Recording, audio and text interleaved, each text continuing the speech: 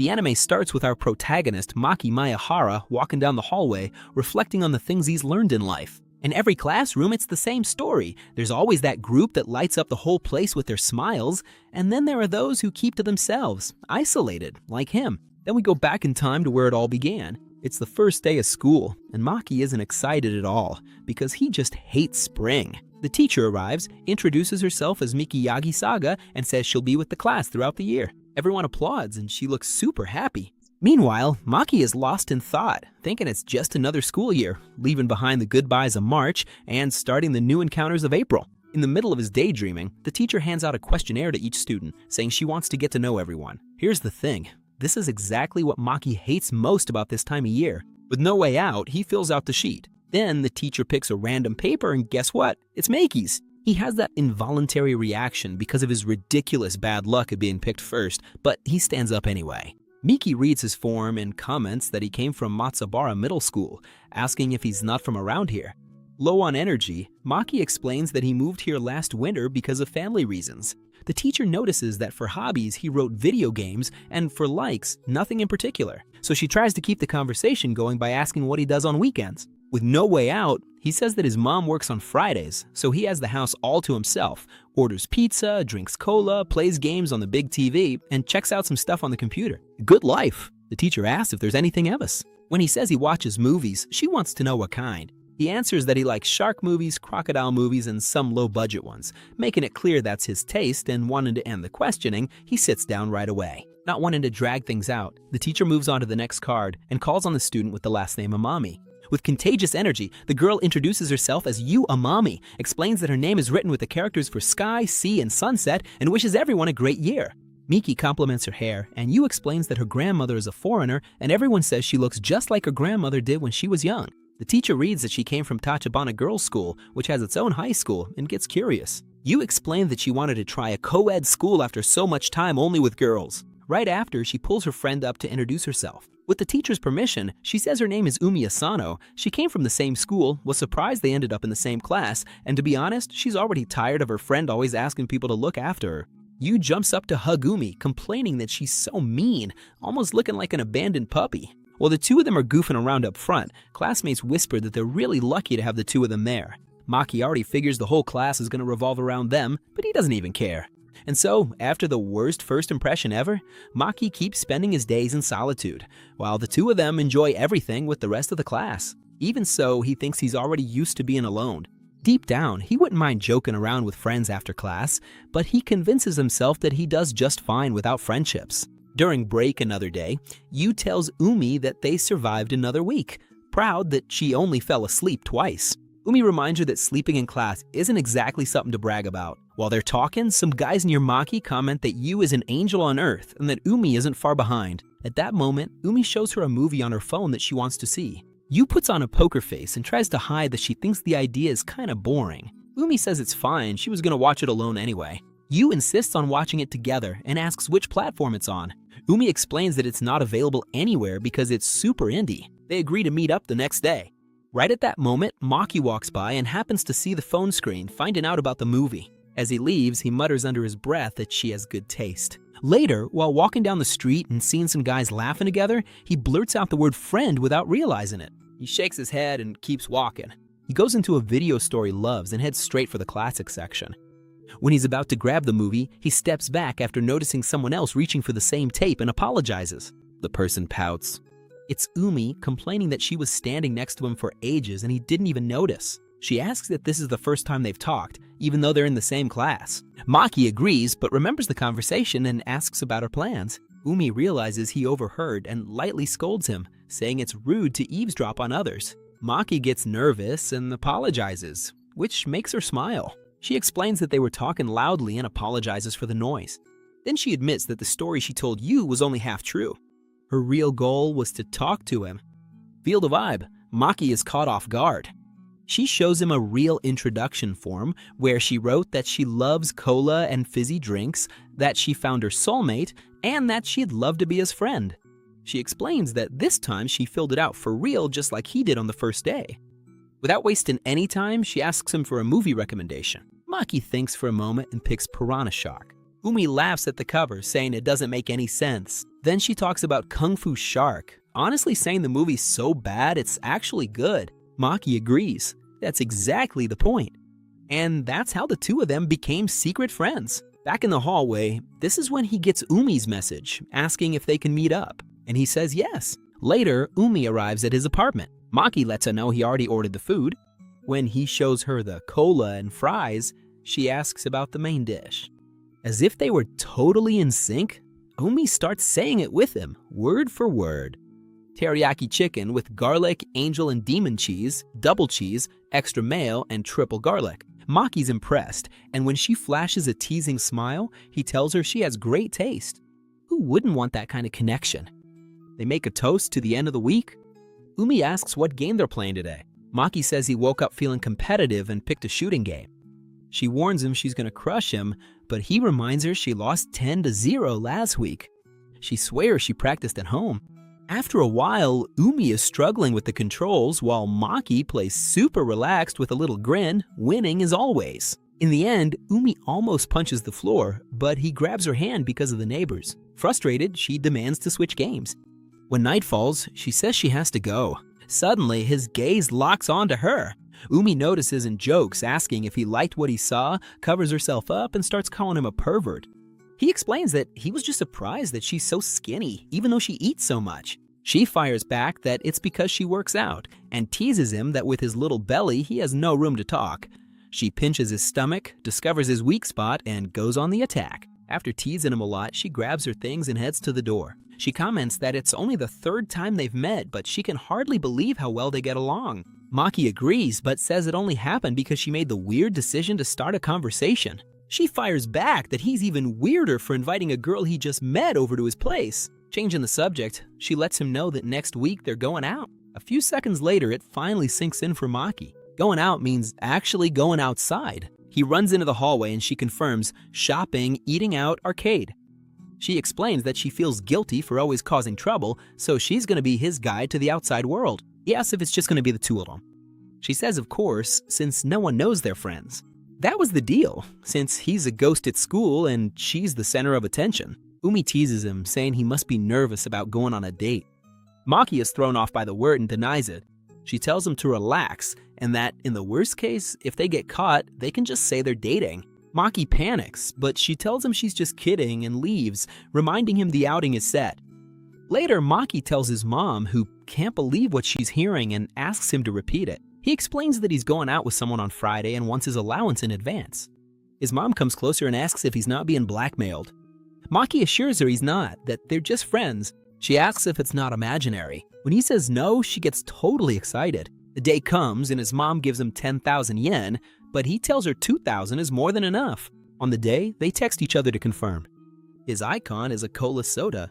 Hers is a shark. At school, Umi makes a hand signal behind her back to Maki, who gets nervous. Then he notices the weird movement and Umi plays it off, saying her back was just itchy. During break, Maki goes to eat in the quiet corner and notices a guy about to confess to a girl. He tries to sneak away but bumps into Yu and Nina, who want to spy on Umi and end up dragging him along. He feels the tension, the three of them watching from a distance. The guy asks Umi if she wants to go out with him. Without thinking much, she hits him with a quick "I'm sorry," rejecting him on the spot. The guy asks if she has a boyfriend, but she says she's not looking for anything right now. Nina quietly comments that there was no way she'd say yes, because if a guy keeps chasing after girls, it's obvious he's gonna get rejected. Yu agrees and remembers that he had done the same thing to her. Meiki thinks the guy's got a lot of nerve confessing to two pretty friends in such a short span of time. While Umi tries to end the conversation, the guy suggests they could start out as friends. She shoots back, that makes her even less interested. With that settled, Yu apologizes to Maki for dragging him into this. Before leaving, she asks to borrow his phone, saves her number in his contacts, and asks him to give her a call, telling him it's a secret. He realizes that now he has one more secret to keep. Later, Maki tells Umi that he saw the upperclassman's confession, leaving out the fact that Yu and Nina were there too. Umi assures him that she's not upset. Maki asks if she's really that popular. She says she kinda is, but it's nothing compared to Yu. Curious, he asks her to explain what she thinks about being popular. He says it means people only get close out of self-interest, you have to deal with annoying people, and it sounds like a nightmare. He'd rather be alone than deal with all that hassle. Umi gets it, but thinks he's being a bit dramatic, though she quickly adds that's exactly what she likes about him. As a friend, just so there's no confusion. Maki replies that she's not bad as a friend either. She fires back that if it weren't for her, he'd be in a bad spot. He shoots back that without him, she wouldn't have anyone to talk to about her nerdy interests. That sparks their competitive spirit, and they grab the controllers for another match. The week goes by until Friday, the day of the trip, finally arrives. Maki texts to say he's heading to the station. Umi, still with you and Nina, uses the old excuse that she has things to do at home. Nina fires back that even though she complains, she seems happy and accuses her of hiding a boyfriend. Yu thinks that's ridiculous, but hesitates and asks just to be sure. Umi flicks her on the head and scolds Nina, all in good fun. At the station, Maki arrives and is surprised by Umi from behind. She teases him about his all-black outfit, advising him to match his colors next time. Maki focuses on the next time part. She hinted that they're going out again. He takes her to a store with an otaku vibe. Umi finds it interesting, but says she's loving getting to know new places. She asks him to speak more intimately, but when he tries, he calls her by her last name without any honorifics and gets all tense. Umi pouts because he didn't use her first name. He suggests they switch to first names, but uses the excuse that they're not that close yet. Not wanting to lose, she threatens to drag him to the adults-only section. With the win in the bag, they go eat at a fast food place, where Umi recommends an anthology called Shark Angels. Maki gets interested and asks if he can make plans with her every week. She realizes he's worried about Yu and Nina and assures them that she meets up with them on the other days. At that moment, some girls recognize Umi as the one who turned down the upperclassmen and start saying she's not all that. Umi gets upset, grabs a French fry, and in a sweet tone asks Maki to open his mouth, pretending they're a couple. She purposely speaks loudly and kicks him under the table so he'll play along. The girls decide it must just be someone who looks like her, because the popular girl would never go out with that guy.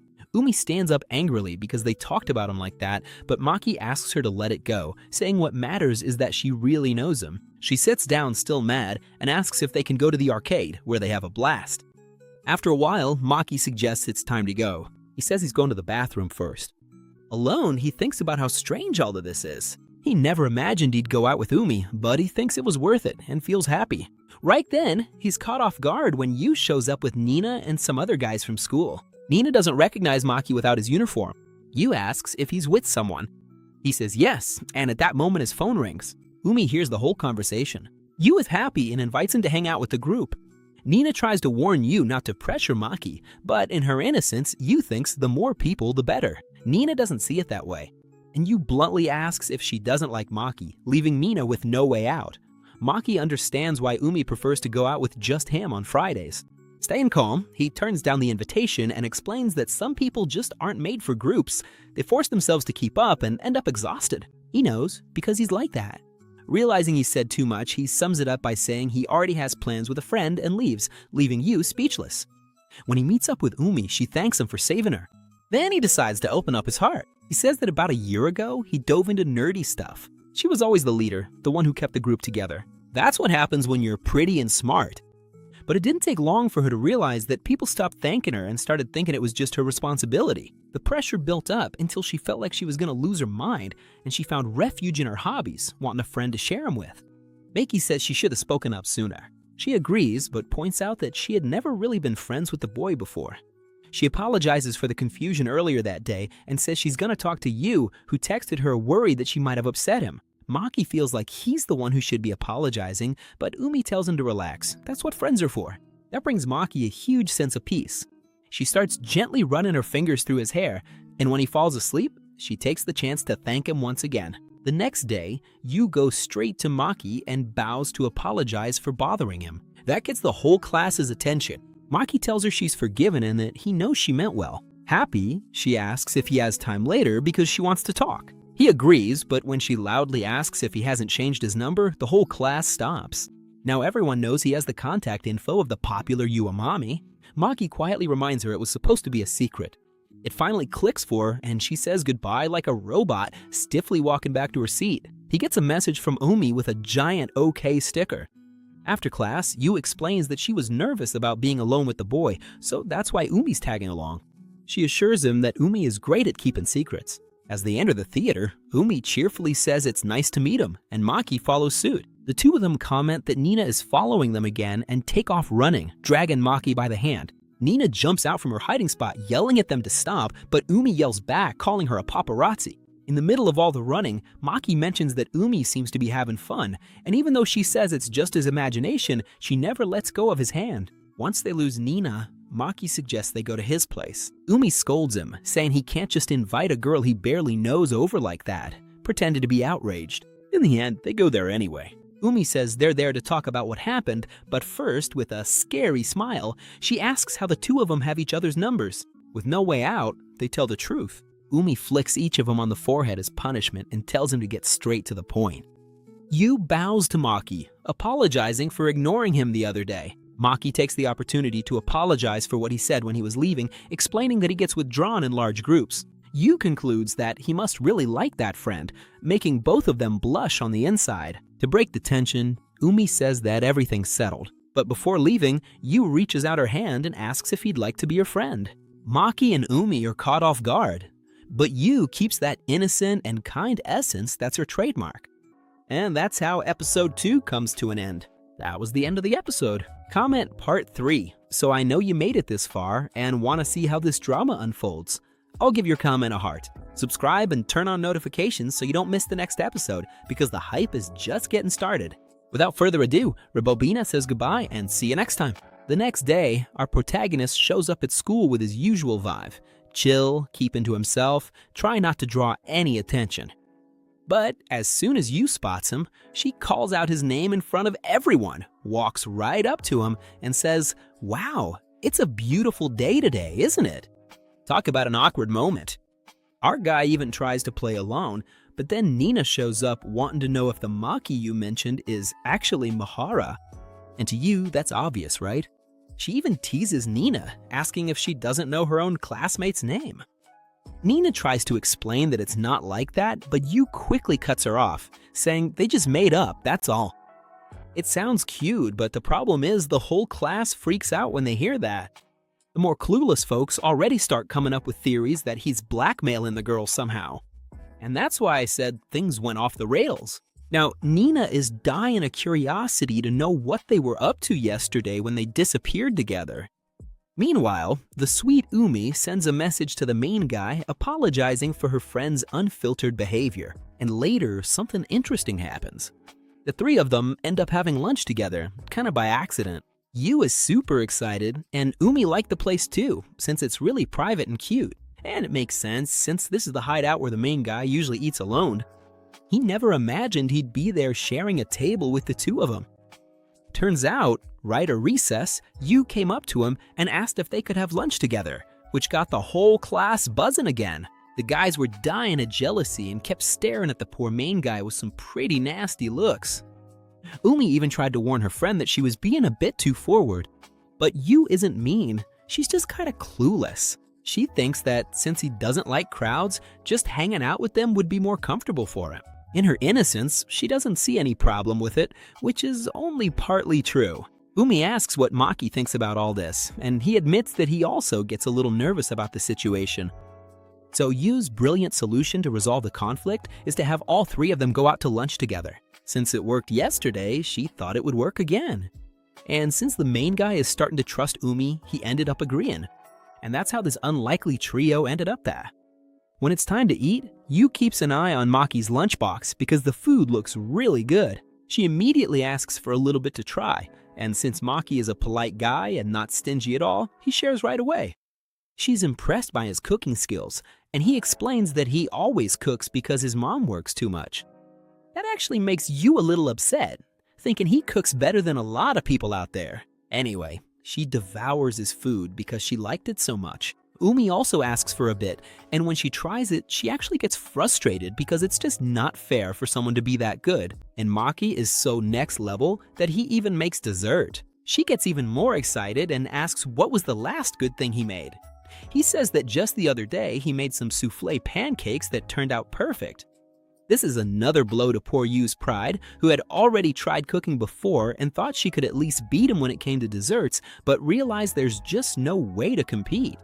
And the worst part is that Maki is super modest, saying it's nothing special and that he just follows YouTube tutorials. Yu is dying of envy now because she really wants to try his desserts too. With all his kindness, the protagonist says that if she wants it so much, he can make something for her any day. The girl lights up instantly. She doesn't want to waste any time and immediately asks if she can go to his house today. The protagonist thinks that's fine, and Yu is already planning to bring Umi along too. After that, she quickly heads out to buy something to drink, and while they're alone, Umi comments that her friend really is an amazing person, something Maki had already noticed, but that she's always on full blast. She's so innocent, it's like she's a little puppy. But taking advantage of the moment, Umi gets serious and asks if he isn't getting a lot of criticism because of her. She doesn't mean any harm, but she knows that a mommy doesn't care at all about what others think, which is one of her best qualities, but it ends up affecting those around her. The protagonist says he doesn't mind because he's already used to it. Besides, it's not like they're chasing after him, and he doubts it'll go any further than that. But Umi explains that if any problem comes up, she wants him to let her know. After all, whether he likes it or not, they're talking about a mommy, the hottest girl in the class. Hearing that makes the protagonist a bit thoughtful, but he knows it's true. No one gave it an official title, but it's become an unspoken rule. A mommy is number one, and the second most beautiful is our dear Umi. Even so, he tries to say that's just nonsense, and nobody takes it seriously.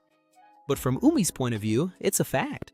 Yu has always been the prettiest, both inside and out. The protagonist was about to say something, but she cuts him off, saying that soon enough he'll end up liking her too. At that moment, Yu comes back and starts chatting with her friend, but the protagonist is left there, mulling over what he just heard and starting to realize a few things. And to wrap things up, we get to see an interesting scene. Nina takes advantage of the girls being alone while changing for PE class and asks Yu where this sudden interest in our protagonist came from. Her explanation is pretty simple. He's just a really good guy, he has his own opinions, and he looks people in the eye when he talks. Something Umi does a lot too, which is why she felt comfortable around him. Time goes by and soon they're already at our protagonist's house after class. He makes the dessert he promised, and honestly, the guy's a real pro, cause both girls clean their plates. That left Yu feeling a little down, because she knows that even if she followed the recipe step by step, she still wouldn't get results like his. Umi burst out laughing, saying her friend never pays attention to the details, but Yu didn't let it slide and reminded her that Umi isn't exactly a role model either. Last Valentine's Day, she tried to make chocolate and ended up with something that looked like burnt charcoal, which she called a cookie. The protagonist found it interesting, and they explained that at their old school, the girls used to exchange chocolates with each other, and it was a blast. Then Maki remembered that they went to Tachibana school together, which is the fanciest one in the area. He thought it was a little odd that they both transferred together to a regular school, but decided not to ask about it now and just enjoy the moment playing video games. And wouldn't you know it, Yu is a beast at games. She totally wiped the floor with Umi and even our protagonist. Maki was blown away and asked her for some tips on how she pulled off certain moves, and Yu, being super helpful, got really close to him to show him. Meanwhile, Umi just watched the whole scene with that look like she was analyzing everything. As they were about to leave, Yu remembered she forgot to invite Maki out too, since he paid for the snacks and she wanted to return the favor by taking him out to eat, since cooking isn't really her thing. But Umi immediately said, this time she's not coming along. Yu thought it was unfair, but Umi insisted that the two of them would do just fine on their own. It's obvious that Yu wants to get closer to Maki, so much so that she calls him right after to ask if he wants to go out on Friday. But our boy surprises her and says he already has plans with someone else. I'm so proud of my boy. As soon as Umi hears this, she pretends she forgot her phone and runs back to Maki's house. She gets there completely out of breath and just stares at him. The main character asks if she forgot something, and her reaction is to pinch his nose and say they'll see each other tomorrow. Then she runs off, leaving the poor guy totally confused. The next day, the two of them are hanging out, like always, talking about things they like. Maki bought the latest volume of a manga she loves, and Umi immediately got all excited, wanting to know where he hid it. He tried to say that he hadn't even read it yet, but for her, that's not a problem. The plan is for them to read it together. They go to his room, dive into the story, and go through a whirlwind of emotions. The manga was intense. It seemed like everything was going to go wrong, but in the end, everything turned out fine. Umi liked it so much that she decided to read it again and spent the whole day there with him. The main guy, tired from so much reading, decided to make some coffee to wake up. He was gonna ask if she wanted some, but saw that the girl had already crashed and fallen asleep. He thought it was funny how she trusts him enough to relax like that, but sleep got to him too, and they both ended up falling asleep right there. Until the worst nightmare for any man happens. The main guy wakes up startled and immediately starts apologizing to Umi, thinking it was her calling him. But when he turns around, he comes face to face with his mom, who saw the whole scene. She got off work early, and now she wants a really good explanation for what she's seeing. After hearing the story, his mom, being a responsible woman, calls Umi's family and apologizes 1,000 times for her son's slip-up. Meanwhile, the two of them talk in secret, both feeling a bit awkward about the situation. Maki's mom finishes the call and lets him know that since it's already really late, Umi will be spending the night there. The girl gets super embarrassed, but her future mother-in-law insists and tells her to go take a shower, saying she'll get some clothes ready for her. Umi tries to give Maki a heads up about the awkward vibe, but the protagonist knows there's no arguing with the lady of the house, so he just tells her to go with the flow. She goes to take a shower and he stays alone with his mom. She says she'd already been suspicious about the smell of women's perfume in the house every Saturday and asks how long Umi has been coming over. He explains that it's been a few months, but makes it clear they're just friends and nothing's going on. His mom says she trusts him, but still gives him a little lecture. Umi is still a girl and he needs to be more careful and considerate. Maki gets the message right away and is already planning to properly apologize to her the next day. The main character goes to his room to change clothes, overthinking everything. But the peace doesn't last long. Suddenly, Umi knocks on the door and comes in. She explains that the clothes his mom lent her were too small, so she had to borrow his sweatshirt instead, which he's fine with, but the awkward tension between them is obvious. He says he'll sleep in the living room so she can have the bed, but before he can get away, Umi grabs his arm because she wants to have a real talk. First, she starts teasing him, saying he's a bad boy for making a beauty like her spend the night at his place. Maki fires back right away, saying it's her fault for sleeping like a rock, though deep down he also feels kinda guilty. In the end, they both admit they messed up by being so relaxed and feel like they've learned their lesson, even if they're both rebels at heart. Taking advantage of the calm mood, the main guy decides to clear up a doubt. Umi already knows he wants to talk about where they stand and the secret of them hanging out together. It's getting hard to keep that hidden. So she promises she'll find the right moment to tell you, but asks him to keep acting normal for now. He trusts her and decides to call it a day. Before he leaves, she wishes him good night, but they're both so awkward saying it face to face that the embarrassment hits them hard all over again. The main character rushes downstairs, buries himself on the couch, and his mom, just passing by all chill, even asks if he wants to sleep with her. He just pretends not to hear and tries to fall asleep. The next day, the two of them head straight to Umi's house. When her mom shows up, the main character almost has a nervous breakdown, but politely introduces himself as Maki Maehara. Miss Sora Sanage, a good-humored woman in her 40s, introduces herself too and immediately scolds her daughter. She says she doesn't mind her having fun, but she wants to know where she is and who she's with, so she doesn't have to worry. The two of them apologize and promise to be more careful. Then the serious mood ends and Sora starts the interrogation. How did he become friends with her daughter? Maki turns bright red while she bombards the poor guy with questions. She says her daughter's all mysterious and that, as a mother, she just wants to know how the girl managed to get her first boyfriend. Umi freaks out right away, says it's none of her business, and insists for the 1,000th time that they're not dating. She even warns Maki not to encourage the old witch and goes to get some fruit for them to eat. Her mom still teases her, saying her daughter is way too clumsy to cut fruit, but takes advantage of Umi leaving to ask a serious favor, for Maki to take good care of her daughter. Even with her quirky ways, she's a good person. Maki gives that smile and says he already knows that. Sora gets all happy and gives him the green light, saying that if they want to have a sleepover, they can do it at her house too. That way she can keep an eye on things and feel more at ease. Umi comes running back, cuts off her mom's conversation and tries to shut her up, but her mom keeps teasing her like she's a little kid. Time passes and back at school, the teacher announces that she needs 2 volunteers to organize the sports festival. Nobody wants the headache, obviously, so the solution is to draw lots. And sure enough, the protagonist draws the lucky slip and becomes the boys' representative. The mood sours because some students start laughing at the girl who gets picked with him, saying she'll have to babysit the guy since he can't even speak in public. Nina is furious at the lack of respect, knowing they're only doing this because you showed interest in him. Umi's practically foaming at the mouth with anger. Maki saw this coming, and the other girls are dodging responsibility just so they don't have to be near him and become the target of gossip. He tries to keep his cool, but of course those jokes sting. But right in the middle of all this tension, Yu herself stands up, asks the teacher for permission, and says loud enough for the whole class to hear, "Does everyone here hate Maehara or what?" The silence is immediate.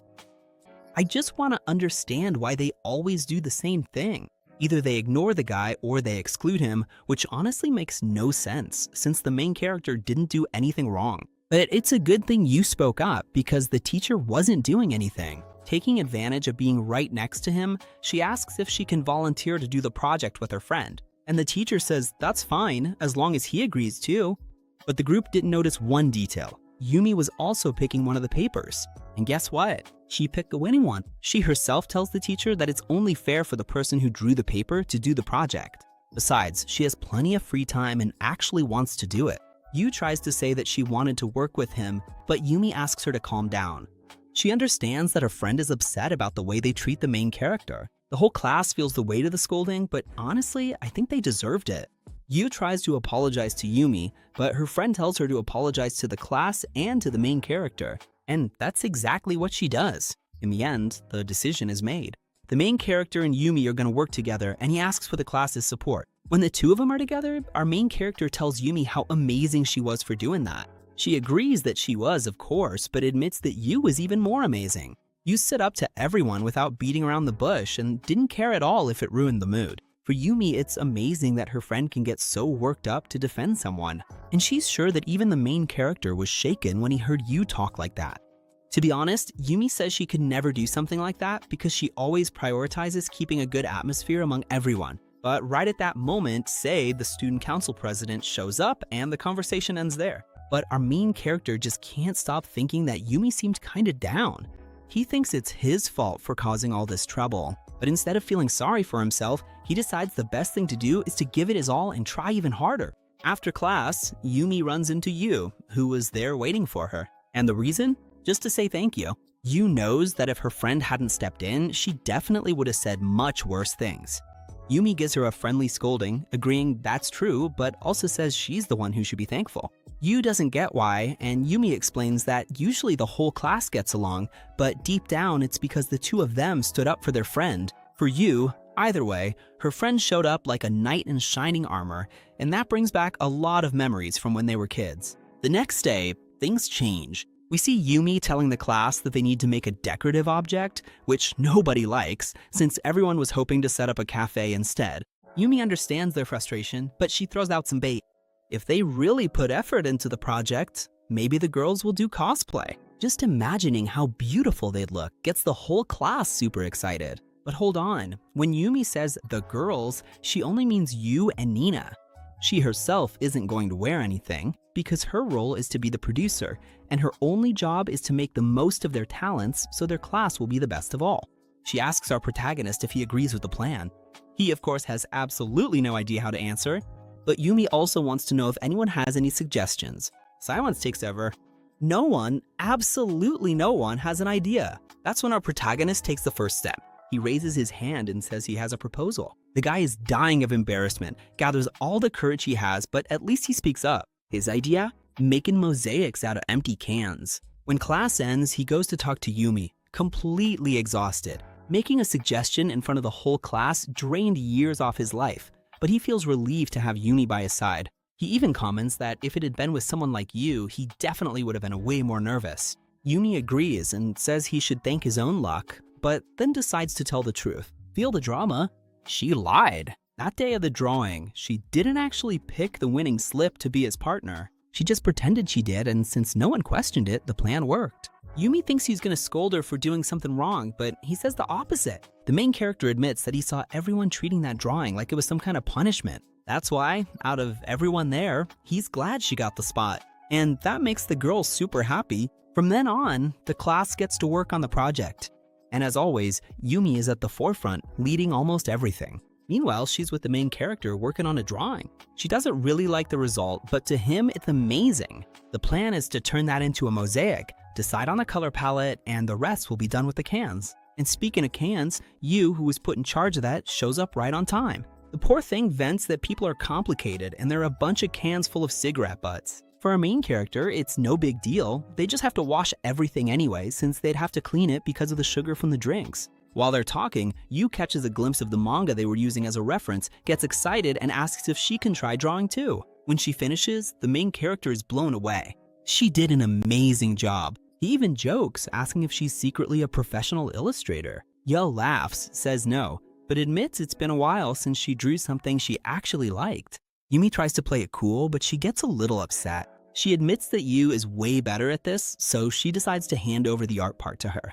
In exchange, Nina will take on the job of sorting the cans. Hearing this really cheers Yu up, and she's happy to work closer to the main character. But again, Yumi doesn't seem happy with the situation at all. Days go by, and the students stay focused on their work. Yu is super focused on her art, always with Yumi's support. In the end, the drawing turns out absolutely spectacular. Yumi shows the piece to the girls in the class who totally agree. After all, that girl is good at everything.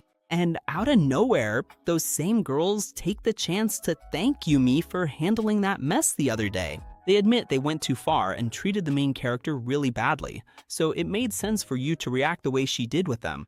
They even mentioned that if Yumi hadn't stepped in, things would have gotten a lot worse. But Umi shifts the focus and says that the main character is working really hard on the project, asking them to give him a lot of support from now on. Umi was already about to leave when she gets a message from our main character praising her for the excellent work she's done. Of course, she wants even more attention and asks to be spoiled a bit more. The main character doesn't disappoint. He calls her a legend, a titan, a beast, and a bunch of other things. But then comes the annoying part. He says that even though it's Friday, it's better for her to rest today. In other words, they won't be meeting up like they usually do. Later on, we see our main character completely alone, working on the mosaics. That's when reality hits. He realizes it's been a long time since he spent a day like this. He went from being totally alone to having Umi by his side, and now he's alone again. And because he can't stop thinking about her, he just can't focus on anything. Unable to take it anymore, he grabs his phone and calls Umi. She was at karaoke with some friends, but quickly steps out to answer. The girl is surprised by the call, and the main character makes up an excuse. He says that since he's doing all the design work at home, maybe she could come over to review it, and then they could eat and play games afterward. Umi, who isn't clueless, starts laughing and teases him. He just wanted to say that he missed her. He tries to deny it, but he's a terrible liar. Joking around, Umi insists that he tell the truth. She wants to hear him say that he's dying of loneliness without his dear Umi. The protagonist gets all embarrassed, says he'll do everything by himself, and threatens to hang up, but Umi tells him to wait. Actually, she wants to go there too, because she kinda misses him. The conversation almost doesn't continue because Yu shows up asking if everything's okay. Umi quickly makes up an excuse, saying something came up at home and she has to leave. And so she goes to meet our protagonist. As soon as she arrives, she starts teasing him, but quickly notices how much work he's already done. Time goes by, she starts to feel tired and asks if she can lean back for a bit. The protagonist says it's no problem, but Umi immediately thinks he wants her to sleep over again. She warns him that he's getting a little too bold, but her mom already gave her the green light to smack him if he tries anything funny. The poor guy turns bright red with embarrassment and tries to play it cool, but Umi just keeps staring at him. Then she simply rests her head on his shoulder. She was about to say something really important at that moment, but the doorbell rings. And guess who it is? He just showed up out of the blue. Our protagonist goes to the door to see what happened. She apologizes for the late hour, but then heads straight to the room and tells Umi that she already knows she's there. There is no point in hiding.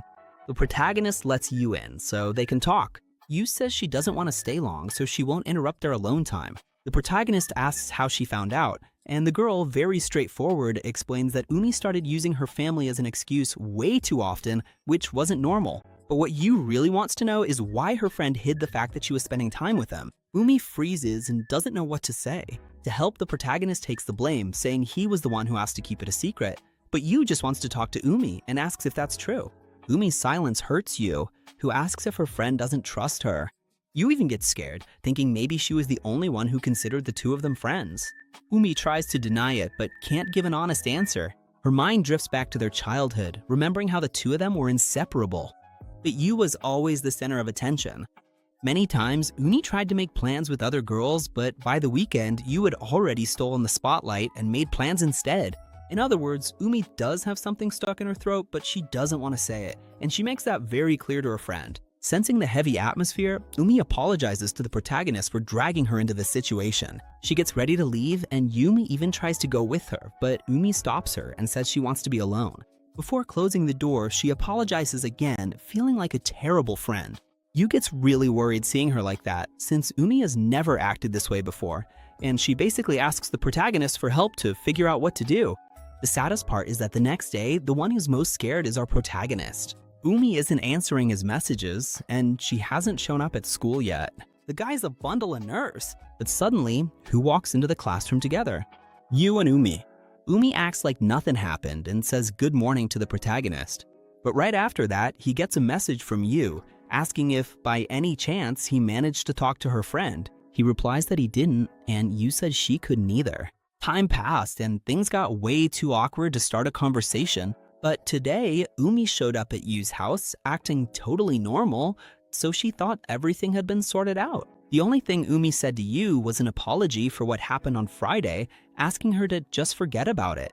That's when the protagonist starts to reflect. He thought it was hard to keep the secret he shared with her, but the truth is, Umi also had her own secrets and was carrying all of that by herself. At that very moment, he heads up to the rooftop where the whole group is working. The girls are there getting organized when the protagonist shows up calling for Umi.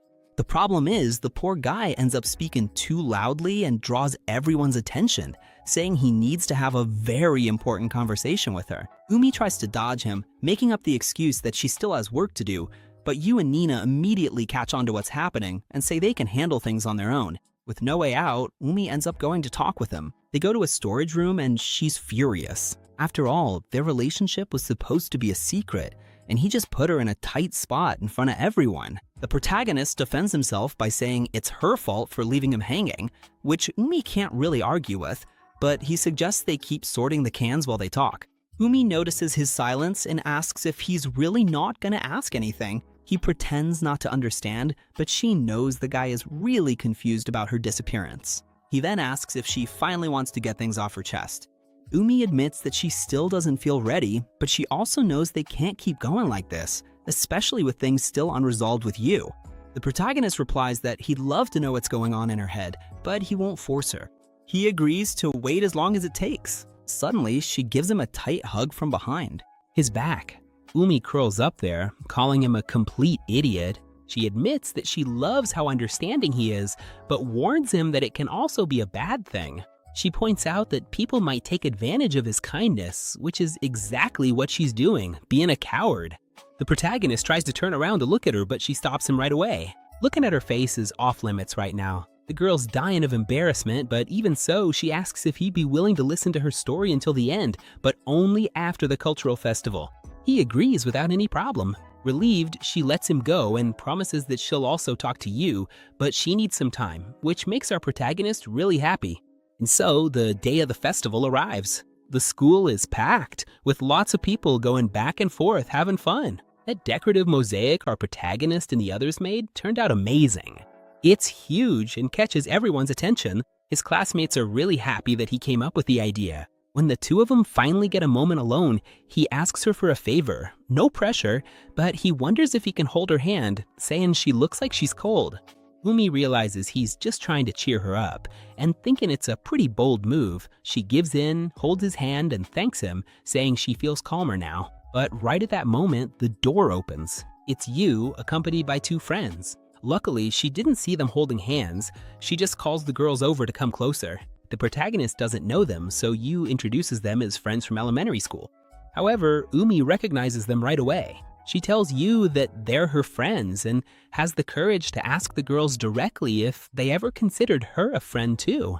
The two of them just look away in silence. Umi realizes that the confrontation she had been putting off will have to happen sooner than she expected. The atmosphere gets tense. She asks both Yu and the protagonist to listen real carefully because she's about to tell the whole truth about her inferiority complex. Back in the day, we see our dear Umi together with these two girls when they were still little. They were giving Umi a hand so she could become student council president, but suddenly she noticed Yu off in the distance. Umi stared intently, really curious, and asked her friends to wait because she had something to take care of. That's when she approached for the first time and introduced herself as Sanagi Umi. Little Yu was really shy, but she introduced herself too. With all her innocence, Umi asked why she always walked home alone after class, or if she didn't have any friends to keep her company. Hearing that really got to little Yu. She admitted that everyone avoided her at her old school, mostly because of her hair and eye color. She ended up all alone because she was terrified the same thing would happen again now. Umi immediately understood where she was coming from and reached out her hand, saying that from that moment on, the two of them would go to class together. That's how they became best friends, and where this whole story began. It was Umi who gave Yu that little push to introduce herself to her two friends. As soon as they laid eyes on Yu, they were charmed, especially since she's really beautiful. Thanks to Umi's support, Yu started to feel much more confident.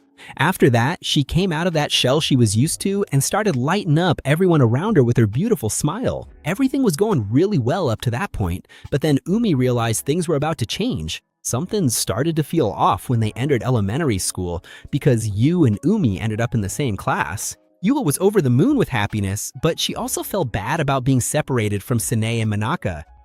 Even so, Yu encouraged the girls to keep having lunch together. That just made her friends laugh because Yu wouldn't leave Umi's side for anything. At this rate, the new kids would end up laughing at him. Yu was about to start worrying about meeting new people, but Umi told her to just be herself, plain and simple. With that, she introduced herself to the class and won over all the girls' hearts. Meanwhile, Umi just watched and thought that she could get that kind of attention too if she really had to. But the truth is, she doesn't like being the center of attention. She also overheard the girls in class saying how beautiful Umi was and that they'd even brag about being her friend. And those words would carry a lot more weight when they reached their third year. Both Umi and Yu made friends easily and got along great. The problem was, from a distance, there was already a group of girls judging Umi. Since Yu was always standing out, Umi started to seem really overshadowed next to her. The girls would tease her, saying she was boring and couldn't understand why she hung out with someone like Yu. And it didn't stop there. Feel the drama that day when Umi invited Sane, Monica, and Yu to hang out as a group. She had won 4 movie tickets and really wanted to have fun with her friends, but that's when the other two apologized and said they already had plans. Umi didn't want to invite just Yu because it would feel awkward to go out with only part of the group, so she decided to go alone. The real letdown came when she found out that Yu had actually gone out with the other 2 girls. Yuka felt bad because she also wanted to have fun with Umi, but according to the other girls, Umi couldn't go because she was focused on her studies and things like that. And Umi ended up overhearing all of this while hiding. According to the girl, this was just a summary of everything that happened up until high school. Obviously, Yu was shocked by this story and asks if that's why she decided to change schools. Umi replies that she only switched schools because the other one was too expensive, but that excuse didn't really fly. The truth is, she wanted to get away from that situation. Of course, Yu came along with her, and the girl thinks that's obvious. After all, she's her best friend. It's true that Sine and Manaka are also her friends, but the most important person has always been Umi. And Umi replies that this might be exactly the problem. She's really grateful for those words, but in the end, she was the only one who had to pay the price for all of this. Besides that, Umi says she talked to Sine and Monica at graduation. They just wanted to get closer to Yu, that's why they did what they did. The most interesting thing is that even though Yu is super popular everywhere, she only calls Umi her true friend. But unfortunately, other people's jealousy started to affect Umi. For example, all the girls who talk to her only do it to get close to Yu, nothing else. Then our protagonist realizes something and Umi confirms it. She just didn't want Yu to find out about any of this, because she was terrified of losing the only friend she worked so hard to make. Taking advantage of the moment, Umi asks Yu if she really likes her. For Yu, that's more than obvious. Ever since they met, she's been her best friend. Umi replies that she likes her a lot too, but at the same time and with the same intensity, she also hates her. Right after saying that, she runs off because she needs to clear her head. Yu even tries to ask her to wait, but there was nothing she could do. Maki then tells Yu that he's going after Umi because he also has a few things to settle with her. When he finds her, she's really sad, staring out the window. Maki teases her, saying that this dramatic pose doesn't suit her at all. Then he pulls up a chair to sit in front of her and says that she's amazing. He can't even believe she kept all of this to herself for so long. He knows it couldn't have been easy, so he tells her that her attitude is admirable. Of course, this touches Umi's heart and she agrees, saying it was a suffocating situation, so she wants him to admire her even more. That's when our protagonist starts pampering the girl. Meanwhile, Nina was casually heading up to the rooftop and ran right into those two girls from before. When she gets up there, she finds her friend deep in thought and asks what's going on. Yu replies that she's been doing a lot of thinking, which surprises Nina since that's not really like her. On the other hand, Umi's feeling terrible and tells herself that she's the worst person in the world right now. Maki asks if she hates herself or something like that, and she confirms it. She spent a long time doing to Yu the same thing that hurt her so much when it was done to her. She lied and kept her friendship with Maki a secret, leaving Yu completely out of it. That's why she's wondering what she should do now. According to our protagonist, taking a step back would be the best choice. And he's talking about his relationship with her. He knows very well that the two of them want to make up. And since that's going to take some time, he prefers that she give her full attention to Yu. But he only suggests that they stop hanging out together all the time, not that they stop being friends. They'll still run into each other at school and text every day. Besides, they'll still be together on the committee, so they can talk without anyone knowing anything. He kept talking and talking until Umi lost her patience and told him to shut up. She tells him he's given too much information at once and that he needs to listen to her side too. At that moment, she holds his hands and asks him to say what he's really feeling. She wants to know if he'll miss her if they stop seeing each other, which is pretty obvious for Maki. So Umi asks if he wants everything to stay the way it is. Our protagonist says yes, but he also wants her to make up with her friend. Umi thinks he's asking for too much, but she totally gets the situation. So she thanks him for being honest with her. Maki figures she already knows what she needs to do. Umi admits she still has her doubts, but even so, the two of them go hand in hand so she can talk to Yu. Yu comments that the two of them have gotten pretty close, and Umi agrees. She explains that even though it's a recent friendship, he's someone very important to her. Umi immediately wants to know if he's more important than she is, but Umi assures her that they're both equally important. No one is above anyone else. After that, she apologizes for having kept it a secret until now. That was exactly what Yu needed to hear because she was terrified. For a moment, she thought Umi didn't consider her a friend anymore. She opens up and says that Maki is way cooler and smarter than she is and that she thought she would be replaced. Umi apologizes again and says she never wanted her to feel that way, that she was just acting silly. Yu replies that she messed up too and gives her a big hug, saying she had no idea how much she had made her suffer. All of this happened because she became too dependent on Umi, and she takes the opportunity to apologize for that as well. Umi then says she was thinking about taking a break from her friendship with Maki so the two of them could be alone together. Yu turns to our protagonist and asks if he agrees with that. He replies that he just wants to respect Umi's decisions.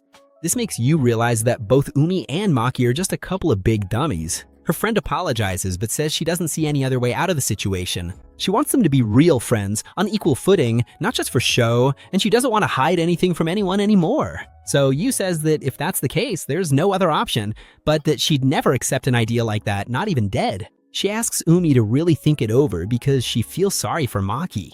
She doesn't want to monopolize her friend right when our protagonist is dying to be with her, because that would basically just reverse the roles that caused the problem in the first place. But Umi insists that if they don't do anything, nothing will change. Yu counters that it doesn't matter, it's all fine. In exchange for all this mess, she's only going to ask them to do one little thing for her, that they hold hands and enjoy the festival, and they better have fun. Of course, for them, the situation is super awkward. People who see Umi think she's gorgeous and comment that she must be holding hands with him because of some dare or something like that. Meanwhile, Nina takes a bunch of pictures of the two of them. Umi gets annoyed and promises that Nina will pay dearly for this later, but for now they'd rather just focus on having fun. Umi spots a haunted house and decides to go in, saying she's scared, but the truth is she doesn't care at all and drags Maki along with her. As you'd expect, our protagonist is scared out of his mind inside while Umi is having the time of her life. At least when they come out, she buys him a drink as a consolation prize for all that suffering. From where they are, they can see the mosaic their class made, and it looks amazing. Our protagonist says of course it turned out great, they worked really hard on it after all. Umi comments that maybe they'll even win the prize. From a distance, she sees Yu with the other two girls, but this time she doesn't feel that ache in her chest anymore. And just like that, the school festival comes to an end. When Friday comes, Maki and Umi meet up as usual. They try to act as natural as possible, just like every other time they get together, but there's one small detail. Yu is watching their every move. According to her, they don't need to pay attention to her since she's just a little ghost. That was her second demand. Besides making them walk hand in hand at the festival, Yoon wanted to see exactly what they got up to at these secret meetings. And obviously, they couldn't say no. That's why they're in this kinda awkward situation. But as soon as they turn on the video game and start playing, they completely forget that Yoo is even there. They act just like they always do, arguing over anything and teasing each other mercilessly. Yoo just watches and notices that, in fact, the two of them get along really well. When the match ends, Maki wins once again, and Umi is not happy about it at all. Our protagonist says she can ask for a rematch anytime and anywhere she wants, suggesting next week. But then they remember the situation they're in, and Umi, already a bit annoyed, goes to talk to Yoo. Her friend asks if she has anything to say to the poor little ghost. Umi can only apologize again and admits that she is way too much fun with Maki. She knows she promised they wouldn't see each other so much, but admits she won't be able to handle it. So she asks if it's okay for the two of them to keep meeting on Fridays, like they've always done. Yoo doesn't see any problem with that. The only thing she asks in return is that Umi spoils her a lot more than before. Then she gives her friend another big hug, saying that this way they'll also be able to talk about a lot more things. Umi thanks her and agrees right away. After that, Yoo says that this little ghost here is gonna stop getting in the way. Umi even tries to go with her, but Yoo says there's no need, that she can use the time to have fun with Maki, and even teases the boy by asking if he doesn't prefer it that way too. Our protagonist was about to be honest and say he was already tired and didn't mind, but Yoo insists so much that they end up staying. When night falls, our protagonist sneezes. He tries to play it off by saying his nose is just itchy, but Umi immediately realizes he's not feeling well and tells him that if he's cold, he just needs to say so. She then grabs the blanket and has him come closer. He doesn't really get the idea at first, so Umi yells at him to come over so they can share the blanket. And with an invitation like that, how could he say no, right? Already under the blanket, Umi asks if she can stop calling him by his last name. She spent all this time doing that, but Yoo didn't because she doesn't care about those rules. Maki, calling her Umi, says it's fine, which makes her super embarrassed. After all, that's not her last name either, and she ends up giving him a little smack because of it. Our protagonist is left totally confused. He just called her by her name, that's all. Umi lets him know that's just how she is, so he'd better get used to it. But then Maki looks deep into her eyes and a little shyly says that he usually doesn't say things like this because he gets embarrassed, but when she smiles like that, she looks like the most beautiful girl in the world. That confession catches Umi completely off guard, but instead of getting flustered, she fires back by asking if he actually likes her, leaving the poor guy totally speechless. When the date ends and they're saying goodbye, she brings up what they were talking about a few minutes earlier. They had left the conversation on a playful note, but she really wants to know if he likes her. Our protagonist tries to play dumb and asks in what way she means, but he can't handle the pressure and throws the question back at her, wanting to know if maybe she's the one who likes him. After all, asking a question like that can only mean one thing. Umi stops and really thinks about the situation because it's complicated. She feels like she can't just say she likes him because what she feels is way bigger than that. Feel the vibe.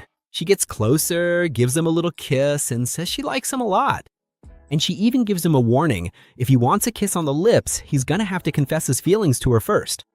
With that, she goes inside, dying of embarrassment, leaving our protagonist completely frozen outside. Now we enter a dream that our protagonist is having.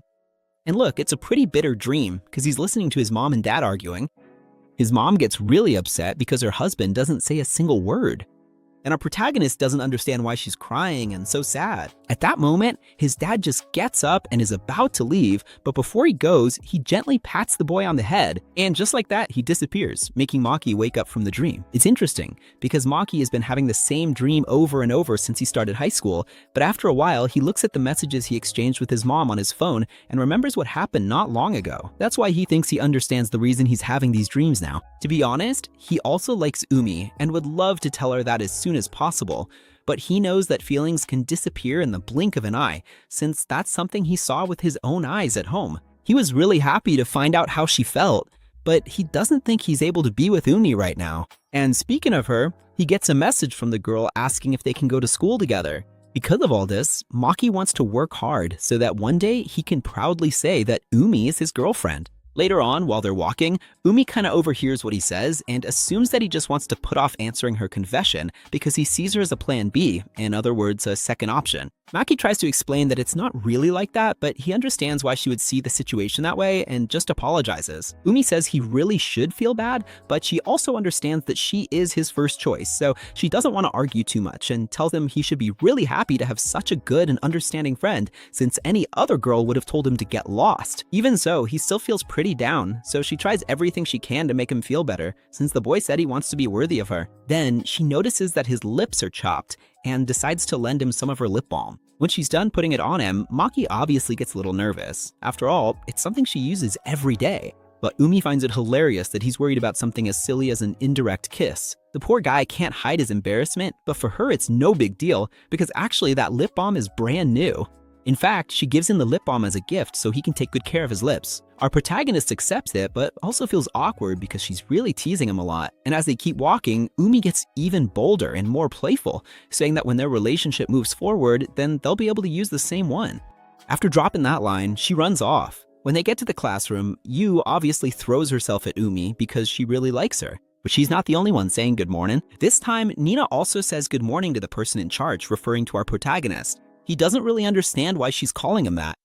And the girl explains that it's because he was one of the people in charge during the festival, so it should be obvious. To him, the explanation doesn't make much sense anyway. And speaking of the project they did, it looks like the decorations were a big hit. They even won an award for it, but Nina doesn't want to waste time talking about that stuff. She gets straight to the point and asks if by any chance he's dating Umi. Right, then Umi shows up to try to get her friend to shut up. Nina tries to play it off, saying it's just a joke and that she doesn't need to worry about it, but before she knows it, they're already squeezing her head. Because of that, the poor thing can't ask any more questions, and Umi goes back to her seat, but keeps shooting daggers at her friend with her eyes. Umi says that if she has a problem, she should just say it. Young replies that it's nothing, she just noticed that Umi's acting a little weird around Maki and asks if something happened. Umi gets super embarrassed, says nothing happened, but Yu doesn't miss the chance to tease her because her friend is turning all red. The poor girl tries to come up with a bunch of excuses, but no one is buying it. The thing is, it's not just us watching the scene, there's a guy there who seems really interested in everything that's going on. Later on, we see our protagonist texting Umi. This time he wants to plan something for Christmas. The girl immediately calls him a perv, thinking he wants her to spend the night at his place or something like that. He admits that's kind of what he meant, but with no bad intentions. In the end, the idea doesn't go anywhere because she already has plans for that day. Putting that aside, we go back to focusing on Yu, who at that very moment is getting a confession from a boy. But in the middle of a conversation, she cuts him off and says she's sorry, but she already has plans with her friends, and even adds that there's already someone she likes. Nina and the others who were spying on the scene decided it's the perfect time to come over so they can get Yum out of there and make things less awkward. Besides, Yu already knew they were watching, so Nina and Umi just go over there. And speaking of plans, it looks like someone told Maki they're gonna rent a room at the Civic Center to throw a little party. The thing is, it's not just for them, they're inviting other schools too. To take part in this event, people had to sign up way in advance. Unfortunately, Maki wasn't friends with the girls back then, so he decided to skip the party altogether, a decision he really regrets these days.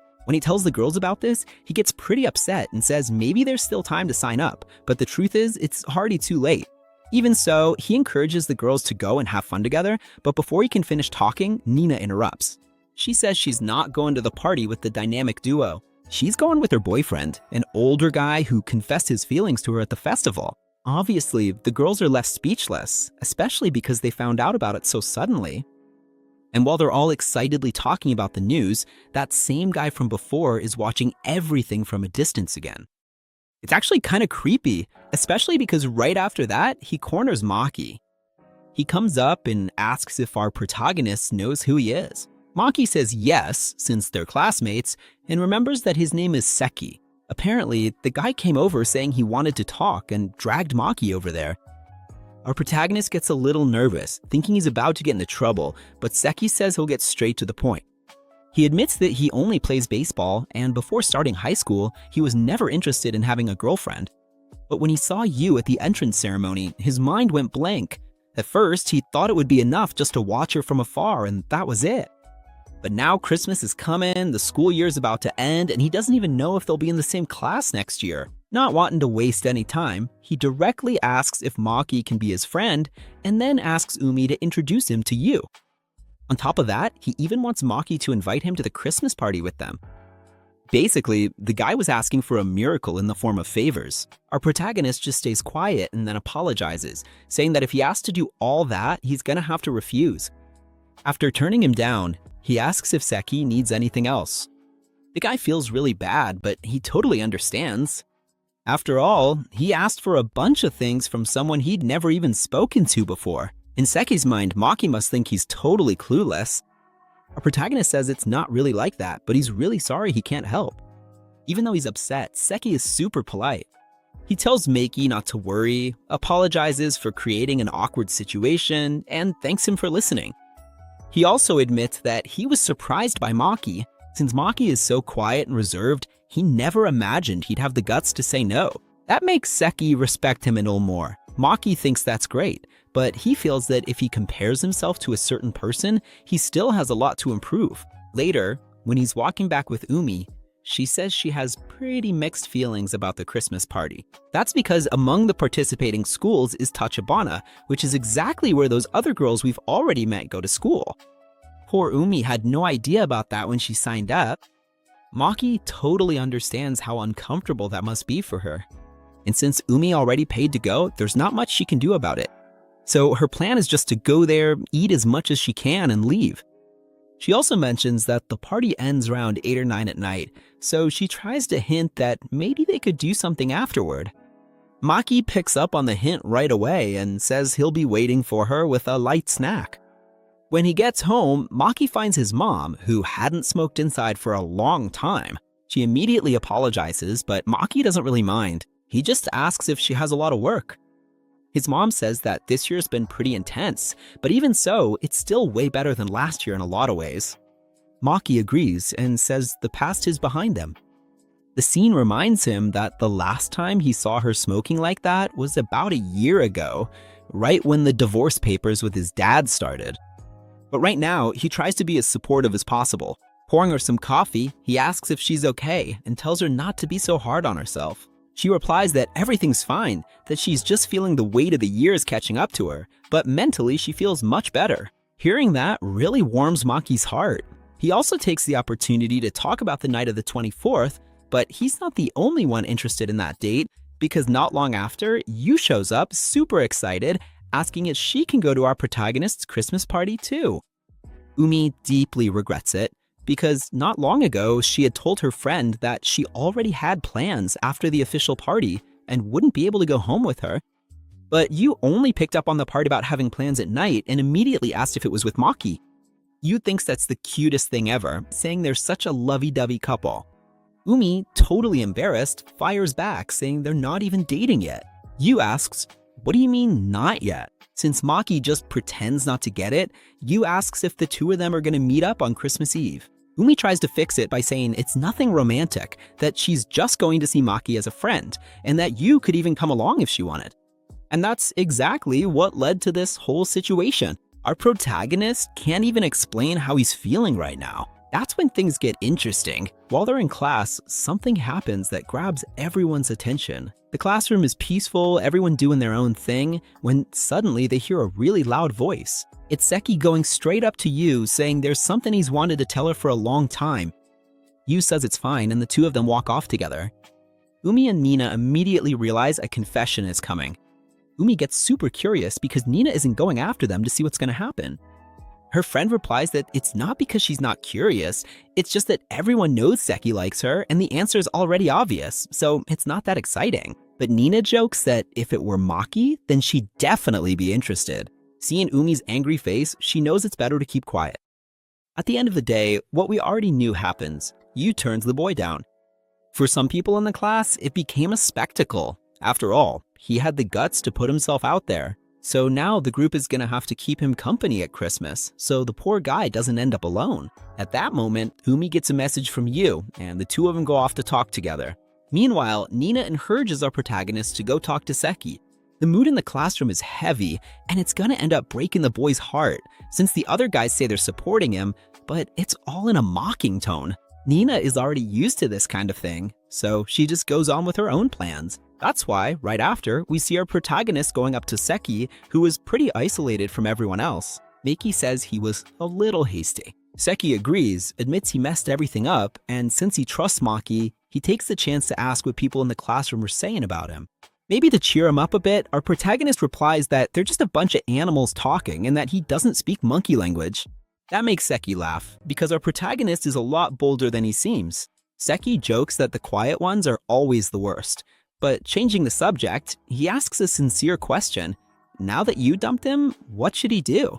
Seki says that's what he's been wondering about the most lately, because normally you just forget and look for a new love. But obviously, it's not that simple. That's why he admits he's really jealous of our protagonist for going out with Umi. Maki apologizes and clarifies they aren't actually dating yet, leaving Seki confused. He explains the situation, and after understanding, Seki says he can't really give advice, having zero experience with love. Even so, he tells it like it is. Maki needs to hurry up because Umi is getting her popularity back in a big way. Maki doesn't get it, so Seki explains that people have noticed how Umi seems more relaxed and prettier since the festival ended. Guys from other classes are always asking to be introduced to her. The message is clear. Maki needs to make sure no one steals the girl, and that's the best advice he can give as a friend. Maki was about to thank him, but then he stops and asks if they're really friends. Seki replies that after talking, he realized they get along really well, so he figured it wouldn't be a problem to talk like that. Maki doesn't mind, but he starts thinking because he's not sure if it's normal to trust someone you barely know this much. Seki says it's no problem at all, and points out that Maki overthinks things. The protagonist knows that's true, and for now, he agrees that it would be a pleasure for them to be friends. Later, he ends up meeting Umi at his house as usual. This time she was cold, so she asked for some coffee, and being a good host, our protagonist fulfilled her request. Then she starts talking about how surprised she was that he became friends with Seki. She thought the two of them were from completely different worlds and would never get along. But for Maki, this just proves that you never know if you'll get along with someone until you actually get to know them. Umi gets all happy hearing this. Looking at her, our protagonist immediately remembers the advice to hurry up, so he gathers his courage and asks if she'd like to see a movie with him over the weekend. Umi comes right out and asks if he's inviting her on a date. Maki answers that it's kind of like that. He says that he knows they always see each other on Fridays, but they never do anything on the other days, so it would be a nice change of pace. Hearing this doesn't bother the girl at all. Umi gets excited and confirms that yes, it will be a date. But there's a catch. If they're gonna have their date on Saturday, he's gonna have to go with her somewhere else on Friday. The protagonist has no idea where it is, and Umi quickly warns him that if he wants to go on a date with her, he's gonna have to dress really well. After all, he didn't think he was gonna wear the same clothes as always, right? He tries to make some excuses, but she completely rejects the idea. And so, the week went by until the next Friday when they went out together with you. The place is packed with people, and you can't stop looking around, totally distracted. Because of that, she ends up tripping over someone and almost falls. Luckily, Maki manages to catch her in time, and nothing bad happens. She thanks him for the help, and that's when she notices that our protagonist has some pretty strong hands. She asks if that's common among boys, and he says maybe it is, especially for those who play more sports. But while they're talking, Umi shows up and interrupts the two of them. Yu apologizes since it was an accident, and our protagonist also says sorry for what happened. As they keep walking, he tries once again to say he's really sorry about what just happened. Umi says she's not upset, but her attitude says otherwise. So he takes the initiative, grabs her hand, and says he doesn't want them to get separated in the crowd. Umi loves the gesture, but both of them are super embarrassed by the situation. Yu, on the other hand, is loving watching this scene between these two lovebirds. Time goes by and our protagonist tries on a bunch of clothes with the girls, which leaves him completely exhausted. He tries to take a break by going to the bathroom, and in the meantime, he gets a message from Umi saying she can't wait for tomorrow and that she's gonna get as dressed up as she can. That puts Maki on cloud 9, but he can feel the drama. The peace doesn't last long. When he's leaving the bathroom, he bumps into someone. Maki immediately tries to help pick up the papers that fell, but the man recognizes him right away and is shocked since it's been a long time since they last saw each other. And that's how we find out that this man is none other than our protagonist's father. He quickly realizes that he's already in high school, so the kid must have just come to have fun or something like that, making the question seem kinda silly. Maki tries to explain that he just came to buy Boslapas, but then his dad suddenly asks if they haven't seen each other since summer break. And that's actually true. That's why the man also apologizes to his son, saying he wishes he had more time to see him. Turns out he's been working too much since back then. To be honest, he's working right now and has a client waiting. Maki comments that it sounds exhausting and asks if his health is okay. His dad assures him that there's nothing wrong and that he's better than ever. Talk about coincidence. Right at that moment, a woman named Minato shows up calling for our protagonist's dad. She came looking for him because he was taking too long. Then the man takes the opportunity to introduce Maki. She looks a little surprised, but introduces herself as Kyoka Minato. But right at that moment, she gets a message from her friends, so she tells his dad that she's a bit busy too, and steps out of the scene.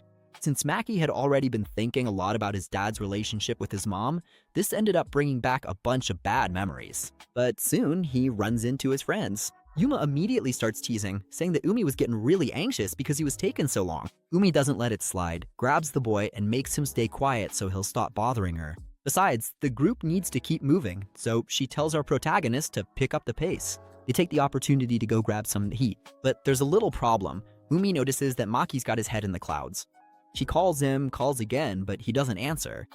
When she finally gets his attention, our hero apologizes and says he's just feeling a little tired. He also shows up looking a bit down and says that if he doesn't want to eat, he doesn't have to force himself. But even if Maki is distracted, his hunger is still there. So they start picking out the meats to make the most of that feast. But he goes straight for some ice cream, which leaves Umi kinda shocked. The thing is, they're at a buffet, so everyone can grab whatever they want, but Umi gives him a heads up, saying it might be good if he showed a little self-control. He defends himself by saying that she's also grabbing a bunch of sodas and mixing them all together like a kid. Besides, there's always room for dessert, so it's all good. He even asks Yu for help, but she prefers not to get involved in this fight, knowing it could end up affecting her too. And it makes sense because poor Umi gets all embarrassed while everyone teases her about her childish ways. They keep teasing each other back and forth, but it's all just for fun. For our protagonist, this is really great. Being with the two of them makes him think he's gonna make some really good memories this year. This helps him forget the past and focus on what's coming next. Then we see our protagonist getting ready for the date. You know how it is, the classic routine. A little bit of cologne, just in case she kisses him, hugs him, or if things heat up. That's when the doorbell rings. And it's none other than Umi, who looks absolutely stunning. Maki is left speechless. She says she's cold and asks to come in. Of course, he lets her in and even offers her some coffee to help her warm up. She thanks him for being so thoughtful, while Maki can't stop staring at her legs. But hold on, it's not for any bad reason, he's just worried because it's freezing outside, and she confirms that she's freezing. She even admits that halfway there, she regretted going out dressed like that and should have bundled up more. Maki agrees that it would have made more sense, but she explains that she wanted to take the chance to look prettier, especially since it was for a guy who's so close to her. Actually, she showed up early precisely because she was super excited to see his reaction. And then she pops the question, how do I look today? She's super embarrassed to ask, and our protagonist doesn't really know what to say either. Umi almost says she was just kidding, but Maki gathers his courage. He says it's hard to say this face to face, but that she looks more amazing than ever. He was literally left speechless, which makes the girl really happy, showing that all her effort was worth it. It's time to head out. The two of them walk hand in hand, which makes total sense. First, because it's a date, and second, because it's actually cold out. As they're walking, Maki glances at the mirrors along the street and checks out their reflection. They look like that typical high school couple trying to seem a bit more grown up. And luckily, their look turned out great thanks to Umi's help picking out the clothes. Maki thinks that, honestly, if he runs into someone and they laugh at him, he doesn't care. But if someone decided to mess with Umi, that would be a whole different story. The last thing he wants is for people to laugh at the girl who says she's in love with him. Umi notices that he's really deep in thought and asks what's up. He just says he hopes she'll keep helping him out with this style stuff. In return, he promises he'll do everything he can to learn. She loves hearing that, thinking his behavior is super sweet and cute today. He doesn't even know if that was a compliment, but says that if it came from her, he'll take it as one. And just like that, they arrive at the first stop of their date, the movie theater. And check this out. They get those seats that are made for couples. For Umi, it's perfect. After all, it's a date and they can get all cuddly. And she doesn't waste any time, sticking close to him the whole time. Maki even comments that he doesn't get where all this affection suddenly came from, but she points to the rest of the theater and shows him that's exactly what couples do in those seats. She even plays the card, or do you not want to be like this with me? But our boy wouldn't even dream of saying no. He might be shy, but he's no fool. Right as the movie is about to start, Umi asks what he'd do if a classmate saw the two of them there, which gets the poor guy all thoughtful. In the end, the movie finishes and Umi slept through the whole thing. She says she can't even complain because the movie was super boring and she only picked it because it was a special occasion. She didn't read any reviews or anything, she just wanted to take a chance. After 30 minutes, she was already regretting it and thought they should have just watched their usual pick. Like, giant man-eating shark versus Gustav the Supreme, the colossal kraken, and the serial killer android in the great heavyweight battle. Maki gets totally hyped just hearing that title. They head to their next stop, which is a small restaurant. The food was great, but they both agree on one thing: the portions were tiny. Omi says she knows they just ate, but suggests they could go get some burgers. Miki agrees right away. On the way, Umi gets another idea and suggests they go to karaoke. Our protagonist is startled and she thinks maybe he doesn't like singing, but the truth is he's never set foot in a place like that. And that just makes Umi even more excited since it's gonna be his first time. She pretty much drags the boy along. They stay in a room there for about 2 hours, singing non-stop. Umi totally nails it, scores 98 points right away, and feels amazing, especially since it had been a while since she last sang. Then it's our protagonist's turn, and he has no idea what to do, because to begin with, he doesn't even know how to sing. Umi suggests they sing together to make it easier. She picks the song, hands him the microphone, and they start singing a super fast-paced, crazy song. Little by little, Maki starts to lose his fear and really gets into karaoke. They have an amazing time together. When they leave, Umi is on cloud 9 from having so much fun. She says her body and voice can't take it anymore, and Maki feels the same way. She's also surprised, saying that he sings really well. He replies that he owes it all to her because it was his first time singing in front of someone, and she was so sweet guiding him, so he's really grateful. Umi says it was no big deal. Then, the cold starts to hit hard again, and she takes the opportunity to slip her hands into Maki's coat pockets. It's a super sweet and beautiful scene. She takes advantage of the moment and asks what he thinks about her. Right away, this makes Maki remember that time when she basically confessed her feelings. He realizes that she's waiting for an answer and she wants to hear it right now. She swears she doesn't want to pressure him, but says she'd love to hear what he has to say. And if it's more comfortable, he can say it right up close to her ear, so no one else can hear. Maki still doesn't feel worthy of being Umi's boyfriend, but he also doesn't want to throw away his chance. He gets a little closer, but she feels ticklish. Even so, she still wants to hear it. When our protagonist is finally about to whisper in her ear, things get complicated. We hear Minato calling Maki's dad. Our boy sees the scene from afar and freezes. Umi asks if he knows those people. He explains that it's his dad and a coworker, or at least that's what he says, because Umi notices they seem pretty close. Maki immediately stands up and asks Umi to leave with him before they see them. He thinks he'd just get in the way if he went over to say hi. After all, he's on a date with her and the date isn't over yet. But before he can finish talking, Umi goes over and gives him a big hug. He doesn't understand why she hugged him out of nowhere, but she tells him that the two are coming right toward him. And sure enough, they walk right past without even noticing Maki was there. After they leave, Maki apologizes to Umi. She doesn't get why, since he didn't do anything wrong. She jokes that if anyone's to blame, it's those two, but Maki replies that they're not to blame either. They didn't do anything wrong, they were just a little inconvenient. He decides it's better for them to head back because his mom will definitely be upset if he gets home too late. And that's how, with a bittersweet feeling, their date comes to an end. When Maki gets home, he looks around everywhere for his mom. He ends up finding her smoking on the balcony again. She apologizes, but Maki says there's no reason for that. He asks how she's doing, and she says she's really tired. It had been a long time since they'd had such a hectic end of the year. She admits there's something that's draining her energy even more, but she'd rather change the subject, and wants to know how the date with Omi went. She hopes it was great, but the only thing Maki can think about is the scene with his dad and the coworker. Even so, he tells his mom that the date was really nice. His mom says she hopes they keep things that way until Christmas. She cracks a joke, telling them to be careful if they're gonna do anything else. Of course, she's just kidding, cause she really trusts her son and also likes the girl a lot. After that conversation, she asks if he has any plans for next Friday night. Maki says that finals start that day, so his only plan is to study. His mom figured as much and says she had already told her ex-husband several times. Yeah, Maki's dad insists on seeing his son this Friday, even though it's a terrible date. As part of the divorce agreement, they decided to meet at least once a month to have a meal together and chat until Maki finishes high school. For Maki, that's always been fine because he doesn't hate his dad.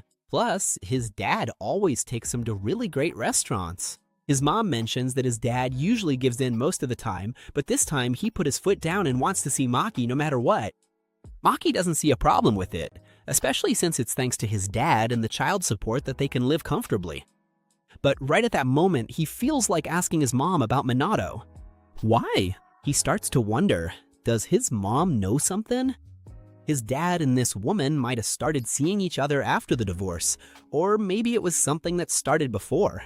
If it's the second option and his mom doesn't know, the whole situation could fall apart. Our hero gets so lost in these thoughts that he doesn't even notice his mom calling him. She gets worried. She asks if the meeting was too exhausting or what's going on because he suddenly turned pale. He tries to play it off, saying he just woke up really early. His mom then says she's gonna make dinner and tells him to go take a shower. She also reminds him to send Umi a message thanking her for the meetup. Maki's feeling lazy about it, but he knows he has to do it. Doubt hits him hard and he can't hold it in. He looks at his mom and asks if she still loves his dad. She finds the question odd and he makes up an excuse, saying that since he hasn't seen his dad in a while, he ended up thinking about these things. His mom takes it in stride and stops to reflect on whether she really still feels anything for him. She says that a lot of things led to the divorce, but deep down, she thinks she still has some affection for him in some way. Of course, there are days when she doesn't even want to look at his face. But she admits that she still keeps photos of the three of them and hasn't had the courage to throw the album away. Literally 15 years of memories in an album that our protagonist didn't even know existed. His mom even joked that it might be even longer because she had it since before he was born. And of course, our hero's gonna take a look at the photos. He quickly realizes that he used to cry a lot, and his mom confirms that he would start bawling if any stranger came near him. Even for photos, he was always hiding behind her. The only way to get a picture was when he was distracted doing something and didn't notice the camera. Maki notices that his mom has a big smile on her face, super happy looking at all of it. He comes to the conclusion that his life is finally getting back to normal and he doesn't want to be the one to mess that up. He decides not to say anything about Minato. He wants to keep this peace for as long as possible. And it's not just for his mom, but for himself too. He knows that, in the end, that's going to be the best thing to do. And the funniest part of this story is that the photo album wasn't just seen by Maki, but also by Umi. There was the mother-in-law showing off all the pictures of her boy, but when Maki showed up, he was so embarrassed, he just had to leave because things were getting awkward. Besides, Umi is Umi, right? She loves teasing the guy, always insisting he was super cute as a baby. To make things worse, our protagonist's mom gave Umi permission to keep some of the photos. And of course, Umi also wants to show everything to you, which makes our protagonist complain to both his mom and Umi. But in the end, there's nothing he can do about it, but the peace doesn't last long. When it's time to say goodbye to his mom, who's heading out to work, she forgets her cigarettes and lighter. Like a true gentleman, our protagonist goes downstairs to give her the things, but he quickly notices that his mom is exhausted and doesn't look well at all. Taking advantage of the moment, she asks her son not to tell Umi too many details about the family situation. This catches Maki off guard, especially since Umi already knows about what happened with Minato. Even so, he tells his mom not to worry. Then he goes back upstairs and resumes his conversation with Umi. Maki wants to talk about what's going to happen on Friday. She thinks they're just going to meet up like usual, eat, play games, and then study since exams are coming up. But our boy tells her that's not the case because he needs to meet with his dad. This news also catches Umi off guard, and she asks, clearly worried, if he'll be okay with that. For Maki, it's the usual. They're just going out for dinner and that's it. He also wants to take the opportunity to ask about Minato since it's not something he can just ignore. But since exams are coming up, he also needs to study a lot. That's why he asks Umi if she knows which days they can all study together. According to Umi, Yu is desperate and wants to study every day. That's really helpful for Maki, so they decide to start that very day. When everyone gets together, our protagonist even asks you if Seki can join them, since she had turned him down before. For her, it's no problem at all. The more people, the better. But since we're talking about you, her real concern is finding out what they're gonna eat at our protagonist's house. When he says there will be pancakes, she gets super excited. Her friend immediately scolds her, saying she should focus on studying and not on food, or else she'll end up in remedial classes. On the way to our protagonist's house, Seki starts complimenting Maki, saying he thinks he's an amazing guy and even starts to look up to him. Even so, Seki asks if he can really come along, knowing things might get a little awkward. After all, the guy's aware of what's going on. Maki assures him that everything's fine. Besides, technically they're not going there to have fun, they're going to study hard. With everyone gathered and trying to focus on their notebooks, Seki tries to break the ice. Since everyone is really focused, he asks Umi what rank she usually gets on tests. Yu is the one who answers, all proud, saying that Umi is always among the top 10. Umi gets a little embarrassed with her friend bragging for her. Maki says he usually ranks around 50th place. As Seki explains, in Japan it's normal to separate students into different classes depending on their grades. This means they might end up in separate classrooms, an idea that Yu just can't stand because she always wants to be close to Umi. Umi, of course, takes the chance to tease her, saying that all she has to do is study more. A while later, Yu asks Maki for help translating a part of the language class material. But before he can get any closer to Yu, Umi, full of jealousy, approaches the boy in a really sweet way. Maki gets super confused but tries to act natural just like Umi. But between them, the atmosphere is super romantic. When they finally finish their study marathon, they go eat the famous pancakes with a bit of ice cream. Everything was delicious. Seki can't stop looking at Yu with a love-struck face. But there's an even better scene happening. Umi notices that Maki got a bit of whipped cream on his face. All charming, she goes over, wipes his face, and eats the whipped cream right in front of everyone. Seki turns pale from shock, and so does Yu. The two of them are in their own little world, and a friend even asks what they're doing. There's that awkward silence. Seki works up the courage and bluntly asks if they're dating. Right after, he thinks it was a dumb question because it's totally obvious. But the couple both ask at the same time for them to leave that kind of thing for when they're alone, looking all guilty. Yu admits that she feels a bit jealous because she also wishes she had a guy like Maki in her life. She compliments him, saying he's a really good person and always cooks for them. But Umi and Maki immediately realize that those words are breaking poor Seki's heart. So Umi tells Yu straight up that she needs a lively, energetic guy. Someone who can keep up with her pace. Yu thinks about it and concludes that Umi would be perfect for that, joking that all she needs to do is clone Umi and marry her. As the night comes to an end, Yu and Seki get ready to leave a little early. As always, the girl thanks Maki a lot for his help. Seki is also really grateful, feeling like now he actually has a shot at getting good grades. Seeing how excited he is, Yu encourages him to do his best. When it's time to close the door, Yu gives our protagonist another goodbye hug. Umi is caught off guard and gets super nervous. Suddenly, Umi starts apologizing. She admits that sometimes she can be a bit annoying, but confesses that she felt insecure, especially when Yu said she wanted a guy like Maki. Of course, it's not Yu's fault, but it's only natural to feel a little jealous. Umi says that it made her feel dumb. She's already gotten over that whole thing with Sine and Manaka, those fake friends, but just the thought of losing Maki is something she can't handle. In that tense moment, Maki asks her to let go of him for a second, but she refuses, not wanting him to see her face. Maki then reassures her, saying that he only has eyes for her, so she has nothing to worry about. Obviously, that makes Yumi glow with happiness. Maki asks if she wants him to walk her home, but Yumi just hugs him again, saying she wants to stay like that a little longer, and that it's already enough for her.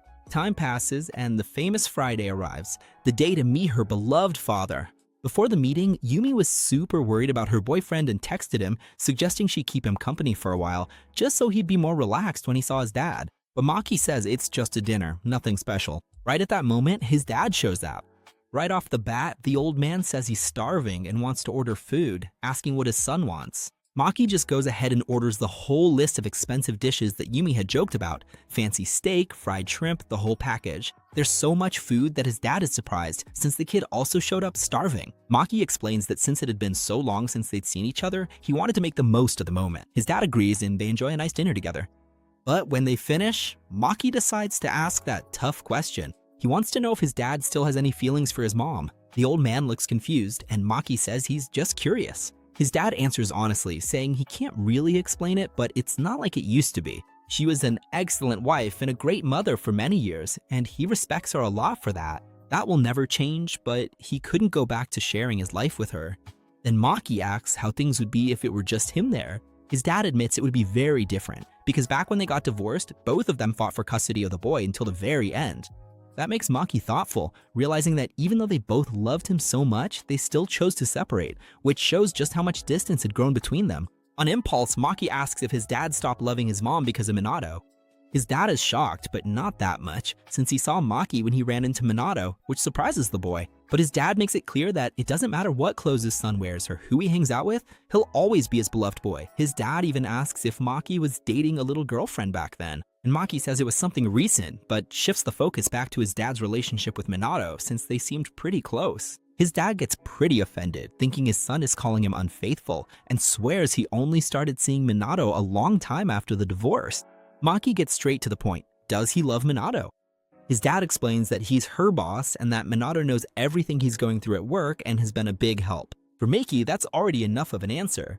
He concludes that his dad loves her, but the old man dodges the question, telling the kid to think whatever he wants. Maki pushes, and his dad finally admits that yes, he likes her. That makes Maki angry. To make things worse, his dad changes the subject, says his son's hands are dry and promises to recommend a lotion, then adds that he'd love to stay longer but needs to get back to work.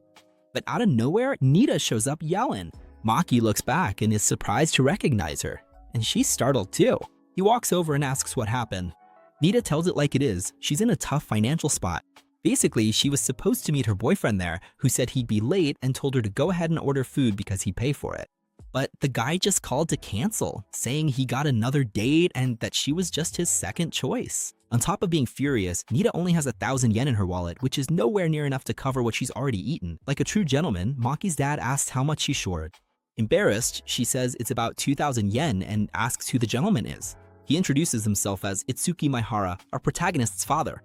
Natta is surprised and says it's a pleasure to meet her. Maki asks if his dad is really going to pay the bill. The old man says yes, that he wouldn't do this for a stranger, but since they're schoolmates, he can help out. Natta's dying of embarrassment, not knowing what to do. But Maki stands up to his dad, says she's his friend, and that he'll pay the bill himself, since the real stranger there was his own father. Boiling with anger, Maki grabs Natta's bill and leaves with her. Natta follows him and they start walking back, but first she asks if they can stop by a store because she's freezing and wants a coffee. Maki asks if she wants him to pay for the coffee. She agrees, promising to pay him back someday or let fate settle the score. Since it's just a coffee, Maki doesn't see a problem with him. They sit down to have their drinks, and in a calmer mood, Natta asks if Maki ever had friends before he met Yumi. He admits that he didn't, since he moved around a lot because of his dad's job and also didn't have the best personality in the world. That makes Natta laugh because when she was a kid, she met someone like that and used to think, why doesn't he just make friends already? Of course, now that she's older, she understands that things are complicated. Maki also takes the opportunity to ask a kinda weird question. He wants to know if Natta's parents get along. The girl says they don't get along badly, but every now and then there's even a plate flying through the house. To Maki, that sounds like a huge problem, but she assures him it's just a casual argument.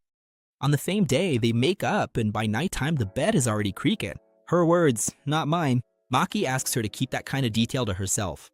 According to Natta, living with family takes a lot of patience. She always gets scolded when she doesn't study, not to mention the money and work problems. But because she deals with this every day, she's gotten really good at reading people. She can tell, for example, when someone is barely holding it together or about to blow up. That makes Maki curious, picking up on the hint, and he asks what she thinks about him and his dad. Natta says it straight.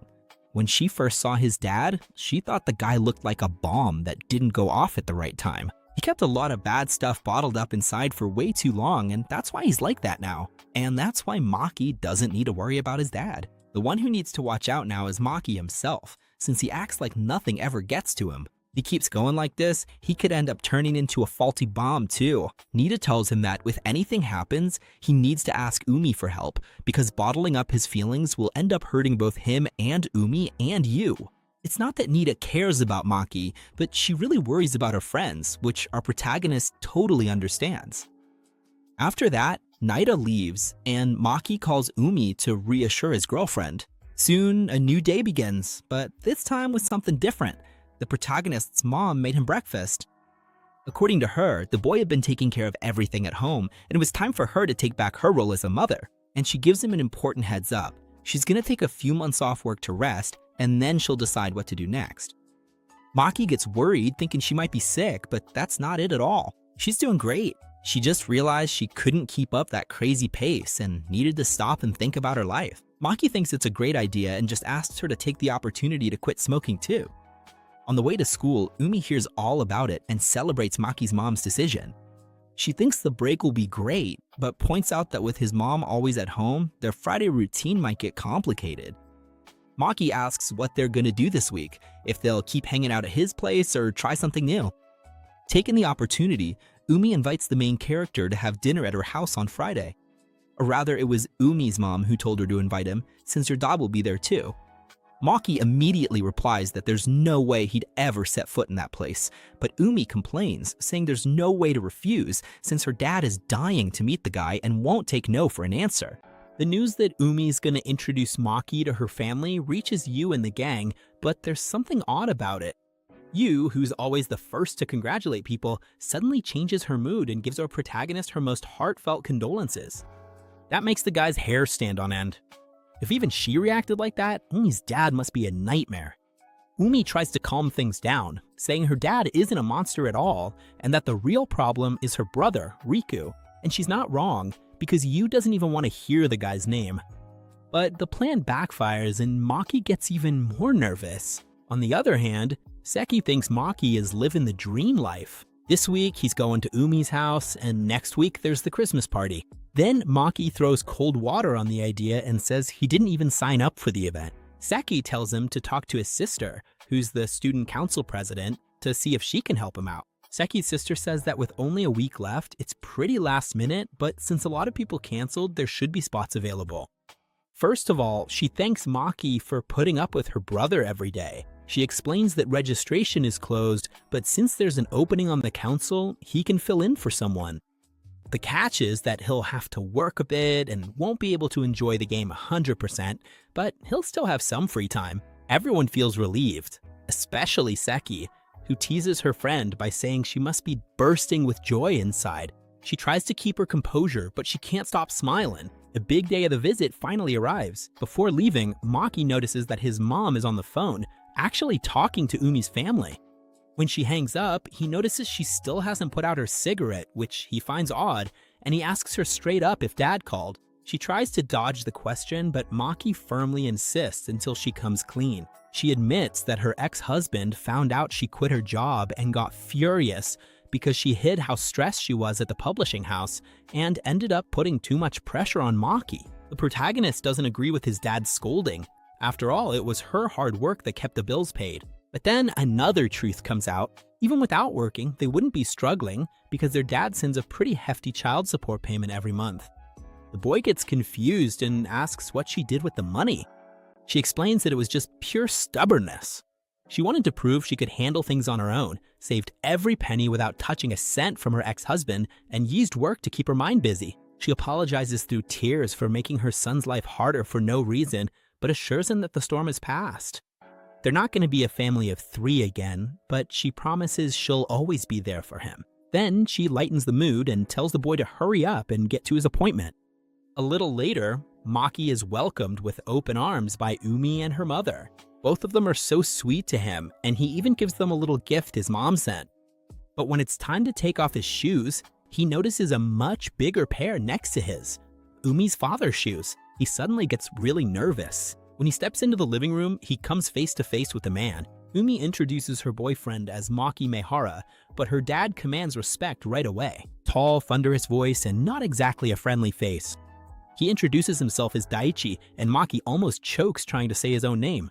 Daichi thanks him for visiting during the holidays and for taking good care of his daughter, but his presence is so overwhelming that Maki stammers with every sentence. Umi's mom comes in to save the day, lightly scolding her husband to relax his face and not scare their guest. To make things even worse for him, Umi joins in and starts tickling her dad right then and there. The man tries to keep up his tough guy act, but he can't handle the double attack and bursts out laughing.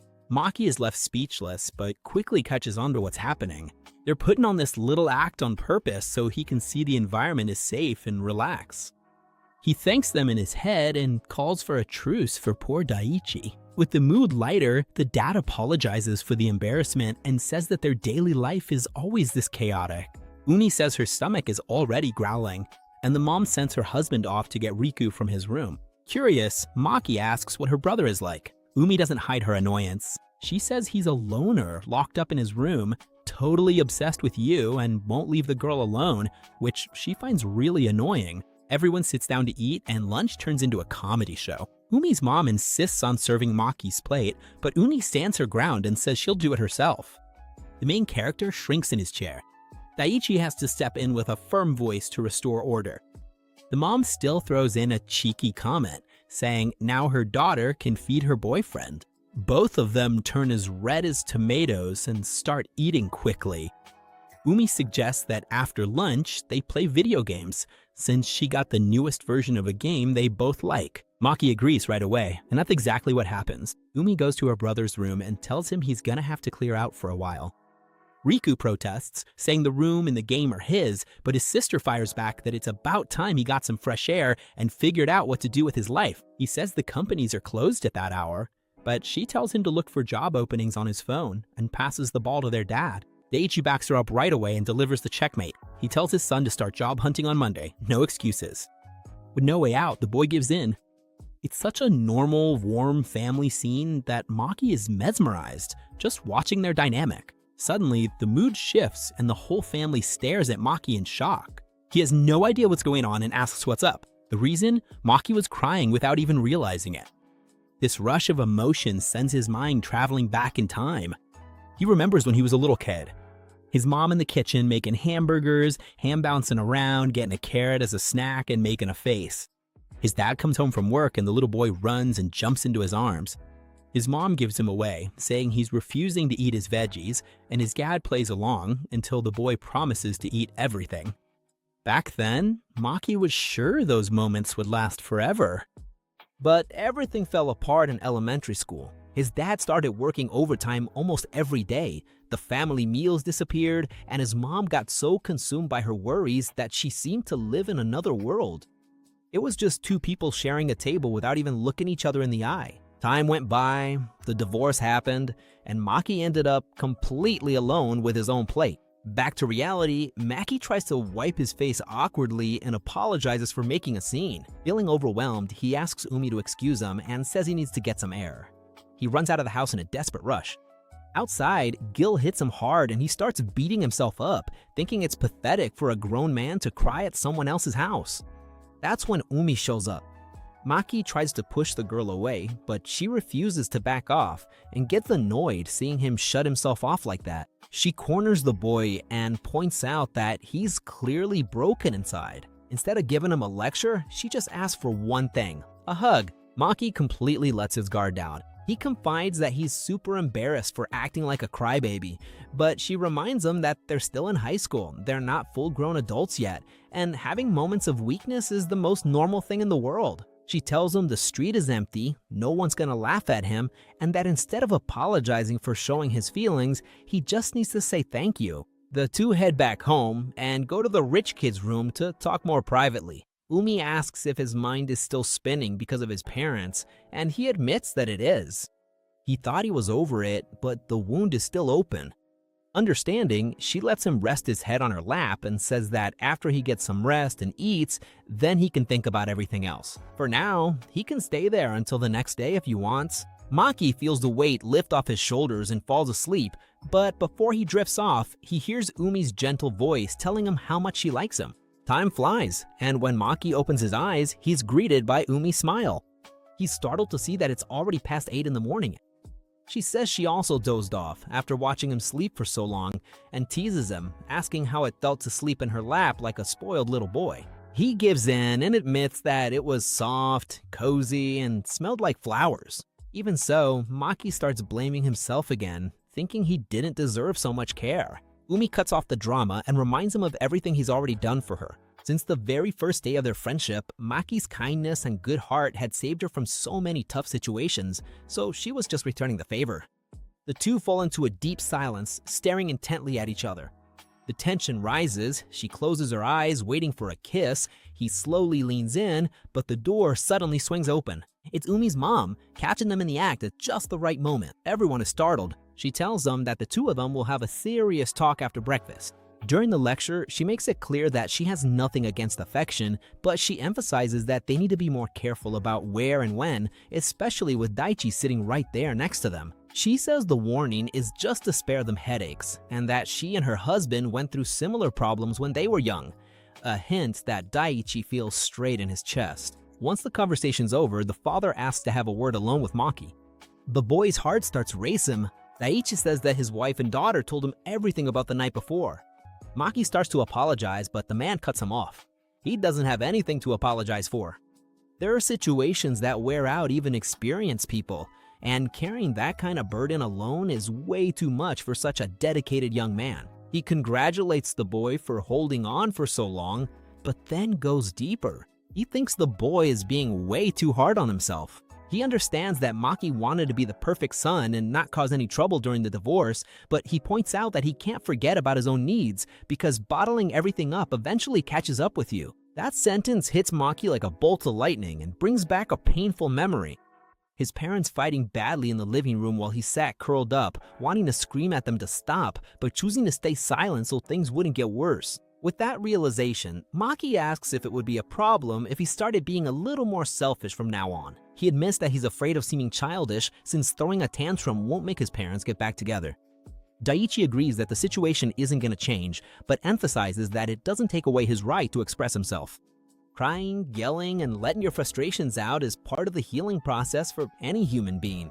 The man finishes by saying that Maki needs to listen to his own heart and be true to his feelings, because expressing his pain is his right. At the end of the day, the main character goes back home. He finds a note from his mom saying she went out shopping, but what really catches his eye is the family photo album left open on the table. He flips through it and stops at an old photo that brings a flood of nostalgia. The three of them smiling together, the perfect picture of when everything worked. An overwhelming longing to go back to that time tightens his chest. Remembering Daichi's advice, Maki stops fighting the lump in his throat and lets the tears flow freely, without guilt or shame. He finally accepts that it's okay to think about himself for a change. Knowing that the first anniversary of his parents' divorce is just around the corner, he decides that this date will be a turning point. It's time to stop being the perfect son, and for the first time in his life, Finally, the long-awaited day of the Christmas party organized by the student council arrives, and our protagonist was there helping out with everything. But there's a little problem. Maki gathers his friends to ask President Sei for a favor. The thing is, he needs to step out for a bit in the middle of the event because of someone unexpected. It'll only take about 15 minutes tops. He was terrified he'd get a no, but Sei is pretty straightforward and says it's all good, that he can count that time as his break. But the one who got the short end of the stick was her little brother, who will have to spend the whole day glued to his sister without a break. And according to her, the boy should be thrilled about it. Meanwhile, Yu asks Umi what she's gonna do now. Umi's excuse is simple: go home, have lunch, and then head straight to Yu's place. She says she doesn't want to get too dressed up and that she's gonna take everything super easy. Yu finds it funny because she knows that's a total lie. The truth is, Umi's been super restless ever since she found out Maki is going to the party too. Yu gives her a hard tug, pretends she doesn't know what she's talking about, and the two of them start to leave. But before that, Yu wants to talk to Maki and ask if he's okay being alone. And as Maki heads home, he thinks that what he's about to do isn't something to be applauded. It's just something he needs to do for himself to get a huge weight off his shoulders. Right at that moment, he's about to meet up with Minato. Right away, he asks how his dad reacted to the request. Minato says that he had plans he couldn't cancel, so he was pretty nervous, which is normal since Maki said he wanted to talk about the future. And it's true, because Maki dropped a bomb on him. At the start of the call, his dad said he was really busy with work, but Maki said this: the university he likes the most is close to his dad's house, and if he gets in, it would be great to live there. With that news, his dad managed to make time right away. Putting that aside, Minato admits she's really impressed by Maki. Before, she thought he was just a quiet and shy boy. Maki agrees and says that's just how he normally is, but this time he decided to cause some trouble for the adults with a little act of rebellion. He's even surprised that she agreed to talk, But Minato explains that the man she loves suddenly changed, so she got worried and just wants to help however she can. That's when it clicks for Maki. Minato really does love his dad, and she doesn't even try to hide it. She says his dad was very patient when she joined the company, and she owes everything she achieved to him. She admires and respects him a lot, which makes Maki feel a little bad. Minato gets straight to the point. It doesn't have to be right after graduation, but she begs Maki to move back in with his dad. Maki wants to know why, and she answers without beating around the bush. That reserved, serious man's true happiness is talking about his son. It's a joy she could never make him feel. That's why she keeps asking him to come back. To Maki, Minato is being really insensitive right now, and she knows it. She even lied at work to be there, didn't tell his dad, and knows his mom will be mad, but she's willing to face any punishment. She even says that if Maki wants, she'll never show up in front of him again. So Maki asks if she would do the same with his dad, and Minato, without blinking, says yes, she'd quit her job and walk out of his dad's life. That leaves him impressed, showing that she's dead serious. But he also says that doesn't fix everything, and that he wasn't raised to give in to emotional blackmail. That's why he doesn't plan to move back in with his dad, but he asks if she's free later. Right after that, we jump to the very start of the Christmas party. Everyone finally got dressed up, and now everybody looks great and is happy. Maki stands at the door welcoming everyone. And who shows up but the president herself, thanking him for his work. But before he can say anything, she asks him to stop calling her president, since next year she won't be anymore. Maki doesn't waste any time and calls her by her first name, Tomo. She laughs and realizes this guy is bolder than he seemed. But Maki says it's just because Nozomi, who's also on the student council, is his friend too, so it would be weird to call her by her last name. The girl gets it, starts calling him Maki too, and asks him to do his best today. She leaves and Yu enters the scene wearing a stunning dress. She draws so much attention that people even think she's a model. She goes to talk to Maki and he asks where Umi is. Yu says her friend stayed behind, checking herself out in the bathroom mirror. Just then they see Umi coming, pretty mad at Yu for telling him that. As soon as Maki lays eyes on Umi, he freezes. He doesn't even care about the girl's argument and just keeps staring at Umi, then says the dress looks perfect on her. Umi gets a little annoyed that he couldn't come up with something nicer to say, but she knows he meant it from the heart, so she accepts the compliment. Maki insists that he's just being honest, because she really does look beautiful. That makes Umi super embarrassed, and Yu starts teasing her. Maki notices something interesting. Yu looks amazing, but his heart only races when he looks at his beloved Umi. He wonders if he's really that much in love. Just then, Nita shows up to say hi. The girls are surprised because she's not all dressed up and didn't bring her boyfriend. Poor thing, says some last-minute stuff came up, so she just wants to help out at the party to have something to do. Everyone immediately supports her. Nozomi shows up too, and knowing that Maki needs to step out, he takes over for him. You can tell Umi is still worried about what's going to happen, but Maki reassures her with a look, telling her everything will be fine. As the party gets started, our protagonist heads off to a corner to meet up with his mom.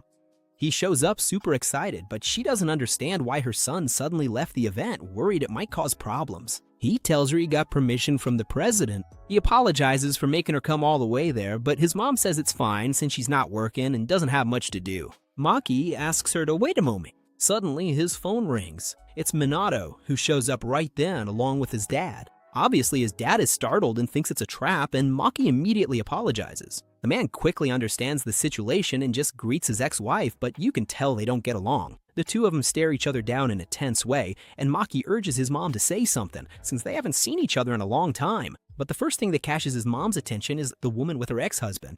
She asks if it's Minato, and the woman introduces herself very politely. Maki's mom does the same, but makes it clear that they're not together anymore and can do whatever they want. But Minato, being very reserved, says she's not in a position to decide that. Then Maki's mom tells her ex-husband that it seems like he'll never stop making her suffer. He replies that she wouldn't understand, and that makes the woman furious, telling him to just say what he really thinks. The father, keeping his composure, says she has the right to say whatever she wants, and tells his son that if that's all, he has other things to take care of, but Minato doesn't let him leave. She calls him by his name and tells him to wait. This annoys the man, because she shouldn't be so informal during work hours, since he's still her boss. But Minato doesn't care about that. She says she'll call him whatever she wants and demands that he not turn his back on Maki again, because she knows very well how much he misses his son. At that, the father realizes she's on Maki's side, lied at work to be there, and that this will have consequences. Even so, he stays to listen to his son. Maki gathers his courage, takes his mom and dad's hands, and tries to bring them together to make peace. He says he can't stand seeing them fight anymore and wants everything to go back to how it was before because he doesn't want to have to choose between the two of them. Memories of the family being together come to mind, and he starts to cry and promises that he'll get better at everything. He says he'll study, play sports, and even try to be more social, but he wants to stay with both of them because it hurts too much to live apart from them. In the middle of all this tension, something unexpected happens. Umi shows up. She arrives apologizing for being late, and Maki realizes it's time to go back. He tells his parents that that's all he had to say, and apologizes for having done things this way. He also asks his father for forgiveness, confessing that the story about living together was a lie, even though his father already knew. Umi comes closer, Maki holds her hand, and tells his father that he wants to introduce the girl he likes. Her name is Asanagi Uni. She was his first friend and taught him what love is, which makes his parents very happy. But Maki has one last request. He points to the top of the Christmas tree and says he wants a picture with him. His mom asks what his dad is going to do, and he sighs, saying that Maki never asks for anything, so there's no way to say no. Maki was going to ask Umi to take the picture, but she says she's not good at it. That's when his friends come out of hiding, proving they were there listening to everything the whole time. Poor Yu was freezing. Anita feels a bit out of place there, but she insists on helping and ends up taking the picture of Maki with his parents. After that moment, they go back to the party and really start having fun, playing all sorts of games. Everything was going great until they realize that Sana and Monica are there too. As soon as they see Umi, the two of them move away to avoid any trouble. Umi seems the most affected, and our protagonist asks if she wants to make up. Umi admits that on that day she lost it, said everything she was thinking, and cut ties. But over time, and after making up with Yu, she was able to think things through calmly. She realized that despite the fights, they had some really good moments that she ended up ignoring because she was angry. Maki says that they're still young and it's normal to be a little stubborn sometimes. He says he'd be happy if she made up with him, reminding her that unlike his parents, she still has time. Those words make Umi feel super relieved. Right at that moment, the two girls come over to talk to him. They have something to say, but Umi interrupts them. She says she doesn't want to hear any apologies because she was wrong too. She admits that she should have spoken up at the time instead of staying quiet because after all, they were still friends. That makes the other two start crying, relieved, thinking they'd never be forgiven. Umi tells them to stop crying and hold hands, but with a warning, if they lie, they'll really regret it. They snap out of it right away and Yu pulls everyone in for a group hug to seal the peace. Maki walks Umi home. On the way, she can't stop looking at the party photos on her phone, full of fun moments. Maki is super happy to see this because he realizes she's finally smiling in the pictures. This is a huge moment for him because he always hated taking pictures because of sad memories from the past. But now, with Umi by his side, everything has changed. He takes the chance, looks deep into her eyes, and tells her how he feels. He says he really likes her. Umi is caught off guard and asks if it's more than just as a friend. Maki says he wants them to be boyfriend and girlfriend. He's honest, says he's just a student and doesn't have much to offer right now, and that he doesn't know what the future holds. They'll probably fight a lot, but he promises he'll do his best for her. Umi gets really quiet and suddenly starts to cry. Maki doesn't understand, but she hugs him and says it's normal to cry after a confession like that. She also points out that he can't say anything because he's crying too. Maki agrees and realizes he's actually pretty emotional. Umi complains, and that's how they stopped being just friends and became a couple. A couple of crybabies, which I don't envy at all, okay? And look, ever since they started dating, it's only natural that now they're always glued together, all cute whenever they meet up on Fridays. And these days, Umi still jokes that our protagonist has a belly full of love. He even tries to tease her back, but he just can't. The reason is simple. Umi, believe it or not, actually works out a lot. But lately, she's been kind of self-conscious, thinking she put on a little weight. She asks Maki to squeeze her arm so he can notice the difference, and that leaves our hero dying of embarrassment. After all, if she lets him touch her like that, it's because he's her boyfriend, and Umi points out that this is obvious. So Maki humbly accepts the offer, goes over and squeezes her arm. But the guy has no idea what she's talking about, because he thinks everything feels the same, and that offends the girl. According to her, Maki has absolutely no tact. Gaining weight is a super sensitive topic for girls, and that whole story about guys preferring curvier girls doesn't comfort anyone. Time goes by, and soon Umi has to leave. The girl doesn't want to go, and Maki doesn't want her to leave either, but they made a promise to their moms and need to be responsible. At least Umi wants one last cuddle, so Maki carries her like a princess. She gets all giddy with happiness, but then the poor boy's back pays the price. Anyway, they start saying their goodbyes. Normally, our protagonist would walk Umi home, but she says she'd rather go alone to enjoy the moment and process such a special day. Knowing that they're together now as a couple really makes it clear, wow, they're actually dating. Our protagonist just agrees, feeling a bit embarrassed, and goes to take a shower. But then we've got a little problem. When morning comes, he wakes up sick and feeling awful. He quickly checks his temperature and sees that, yeah, things are pretty bad. He takes his medicine and all that. But deep down, he was already expecting this. The guy spent an entire month full of worries, and when he finally managed to relax, the bill came due. To make things worse, his mom just went back to work, so he's gonna have to handle things on his own for the next few days. He even sends a message to Umi to let her know, but she shows up right away and even brings her mom along. When Maki opened the door, he never expected to see the two of them there, let alone Umi looking so worried. But what really leaves him stunned is that he hadn't even unlocked the door. They came in by themselves. And according to Umi, Maki's mom gave her mom a copy of the key. The two of them went out drinking the night before and became super close friends. And also because, according to our protagonist's mom, now that the two are a couple, they're gonna end up spending more time together. That said, they take Maki to the hospital so he can get a quick checkup. Umi is almost dying of worry, but when our protagonist comes out, the doctor says it's just a simple cold.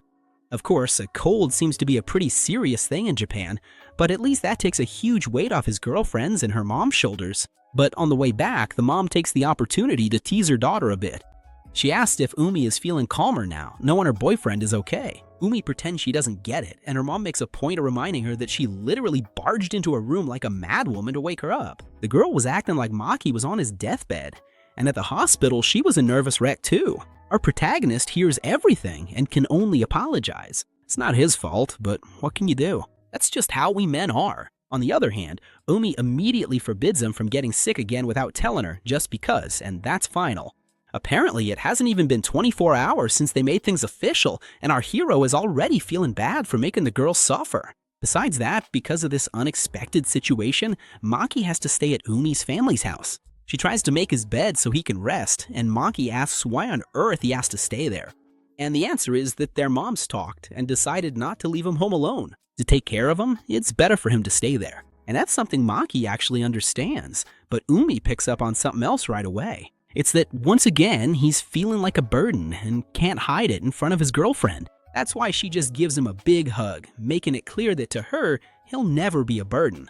And that's when Maki feels like all of this is really unfair. He may be your boyfriend, but he still doesn't feel worthy. He thinks he's a loser who gets sick easily, and now he's causing problems. He even thinks that today she might let it slide, but one day she'll end up getting tired of it. Before, he didn't care because he was fine being alone, but if he were to lose Umi, that would be a whole different story. But at that moment, she hugs him tighter and says she likes him just the way he is. Maki ends up apologizing for being so negative. Umi replies that he really should apologize for that, but that he doesn't need to worry about anything else because they'll take care of everything, and he just needs to focus on getting better. So our protagonist lies down on the bed, but Umi doesn't take her eyes off him. Since she's really worried, she keeps an eye on the boy whenever she can. Maki says it's all right and that it's time for her to go to sleep, but Umi stands her ground. She doesn't want to leave him alone. The girl is so nervous that she doesn't want to go relax somewhere else while he's there feeling sick. Maki understands, but he knows that if they spend too much time together, she'll end up catching the flu too. However, he sees that she's not going to budge from there, so he doesn't have much choice. So he asks her to take care of him, and that really cheers Umi up.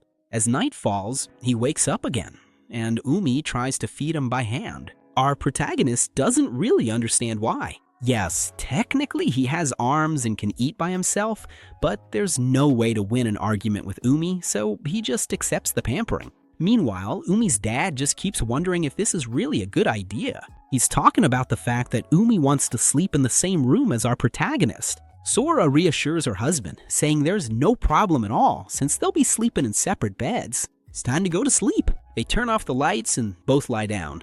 Umi knocks out right away, and our protagonist can't stop looking at her. He thinks about how beautiful she is, even when she's sleeping, and how she's the person who cares about him the most, loving him with all his flaws. That's why he only has eyes for this girl. He almost caresses her cheek, but decides not to, so he doesn't wake her up. But then Umi asks why he stopped. Maki asks if she'll go to sleep if he gives her the caress, and Umi assures him she will, because that way she'll have more energy for the next day and be able to take better care of him. So Maki gently strokes her face and tells her he loves her, and Umi says it right back. When morning comes, he's already feeling great. The fever was gone, but Umi had left early because she had plans with her friends. Before leaving, she gave him a real scolding, telling him not to mess around and just rest until she got back. And that's exactly what Maki planned to do. But then Sora shows up, wanting to clean the room. She opens the windows and starts tidying up, telling Maki that the year's almost over, and that the older we get, the faster time seems to fly by.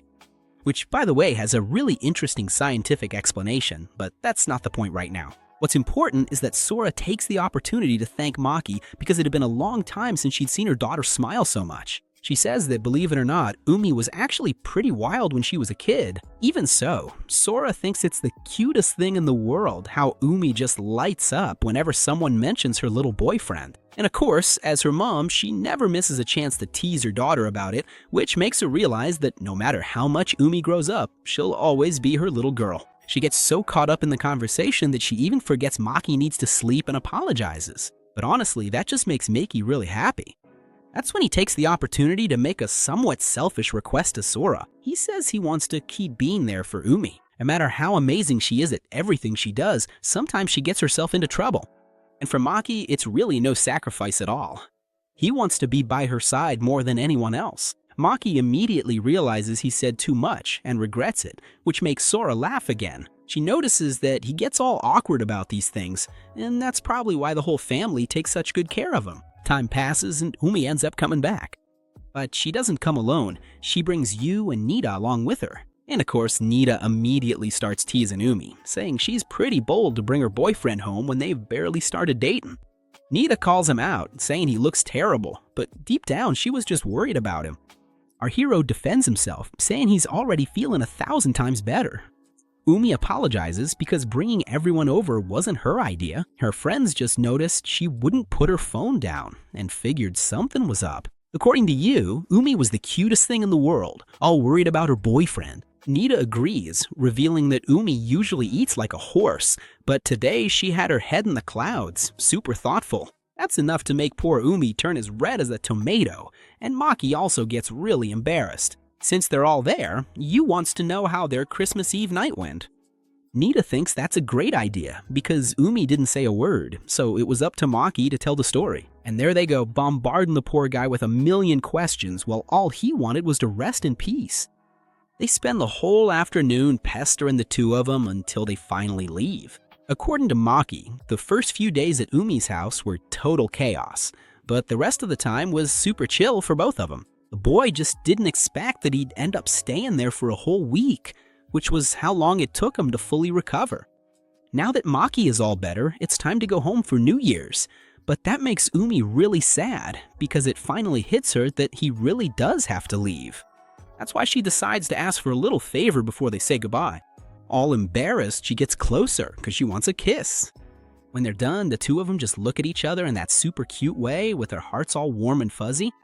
Time flies by, and in the blink of an eye, it's already January 1st. And in Japan, they have that really cool tradition of visiting a temple right on the first day of the year. The first ones to bump into each other are Yu and our protagonist. She's all happy, wearing a yukata, and Maki gives her a sincere compliment, saying she looks really good. But then Nina shows up right at that moment and gets annoyed about it. Why? Because according to her, Maki needs to learn how to give better compliments than just a simple, "Oh, you look pretty," and that's it. And she warns him that when Umi arrives, he's gonna have to step up his vocabulary. And as if on cue, Umi shows up right at that moment. Our protagonist says, "You look really good," but notices that Umi is giving him that death stare again. So he quickly corrects himself and says, "She looks wonderful." After all that banter, the group goes to pay their respects at the temple. They pray for an excellent year and then go to draw their fortunes. Maki gets a really good fortune. The little slip says he'll achieve anything he sets his mind to, but there's a catch. He can't let himself get carried away. If he lets his guard down, disaster will come knocking. So the secret is to always stay alert. In short, he can't be too trusting and always needs to work for what he wants. On the other hand, Umi has a question for our protagonist. She wants to know what he wished for in his prayers. Maki says that basically, he wished for good health for everyone in his life. Umi smiles and says she wished for exactly the same thing. After all, health is what matters most. It's a lesson she learned very well after taking care of a certain someone. Our hero hears this and promises that from now on, he'll be much more careful. And deep down, he makes a silent promise. He'll give his best every day because he wants to be a boyfriend worthy of Umi. And now, on another Friday, we can see that Yumi is starting to gain confidence. They're playing, but not like before. Instead of keeping her distance from Maki, now she's stuck to him like glue. Feel the drama. Poor guy is scared to death and walking on eggshells because if he messes up in the game, he's gonna get scolded.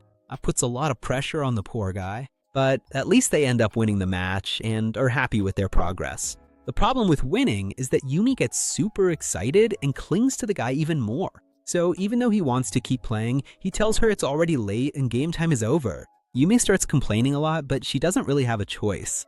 Maki reminds her that they promised her mom they'd be home at the usual time. He ends up walking her home, and on the way she mentions that Valentine's Day is coming up and she really wants to work hard to make some chocolates for him. That makes Maki super happy.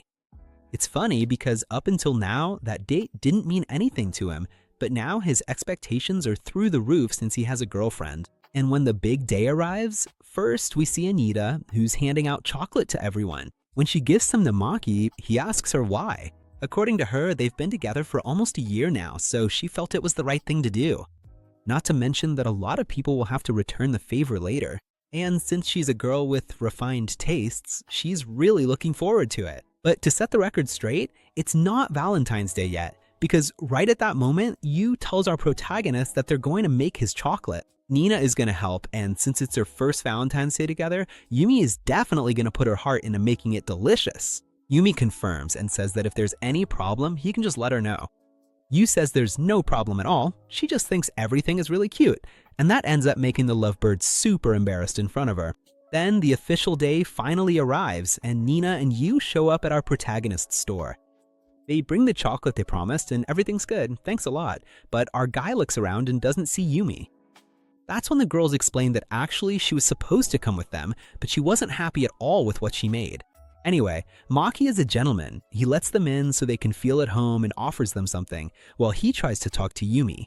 But she doesn't answer. The friends pick up on the mood and tell him it's better if he calls her directly. Yumi seemed really worried since nothing was going the way she wanted. Maki ends up calling her and luckily the girl answers. Yumi realized he was worried, but tells him she just got a little caught up, that she's almost done and shouldn't take much longer. Maki says it's okay, but deep down he knows how she is and realizes something's off when she gets something stuck in her head, so he asks if maybe he should just go over to her place.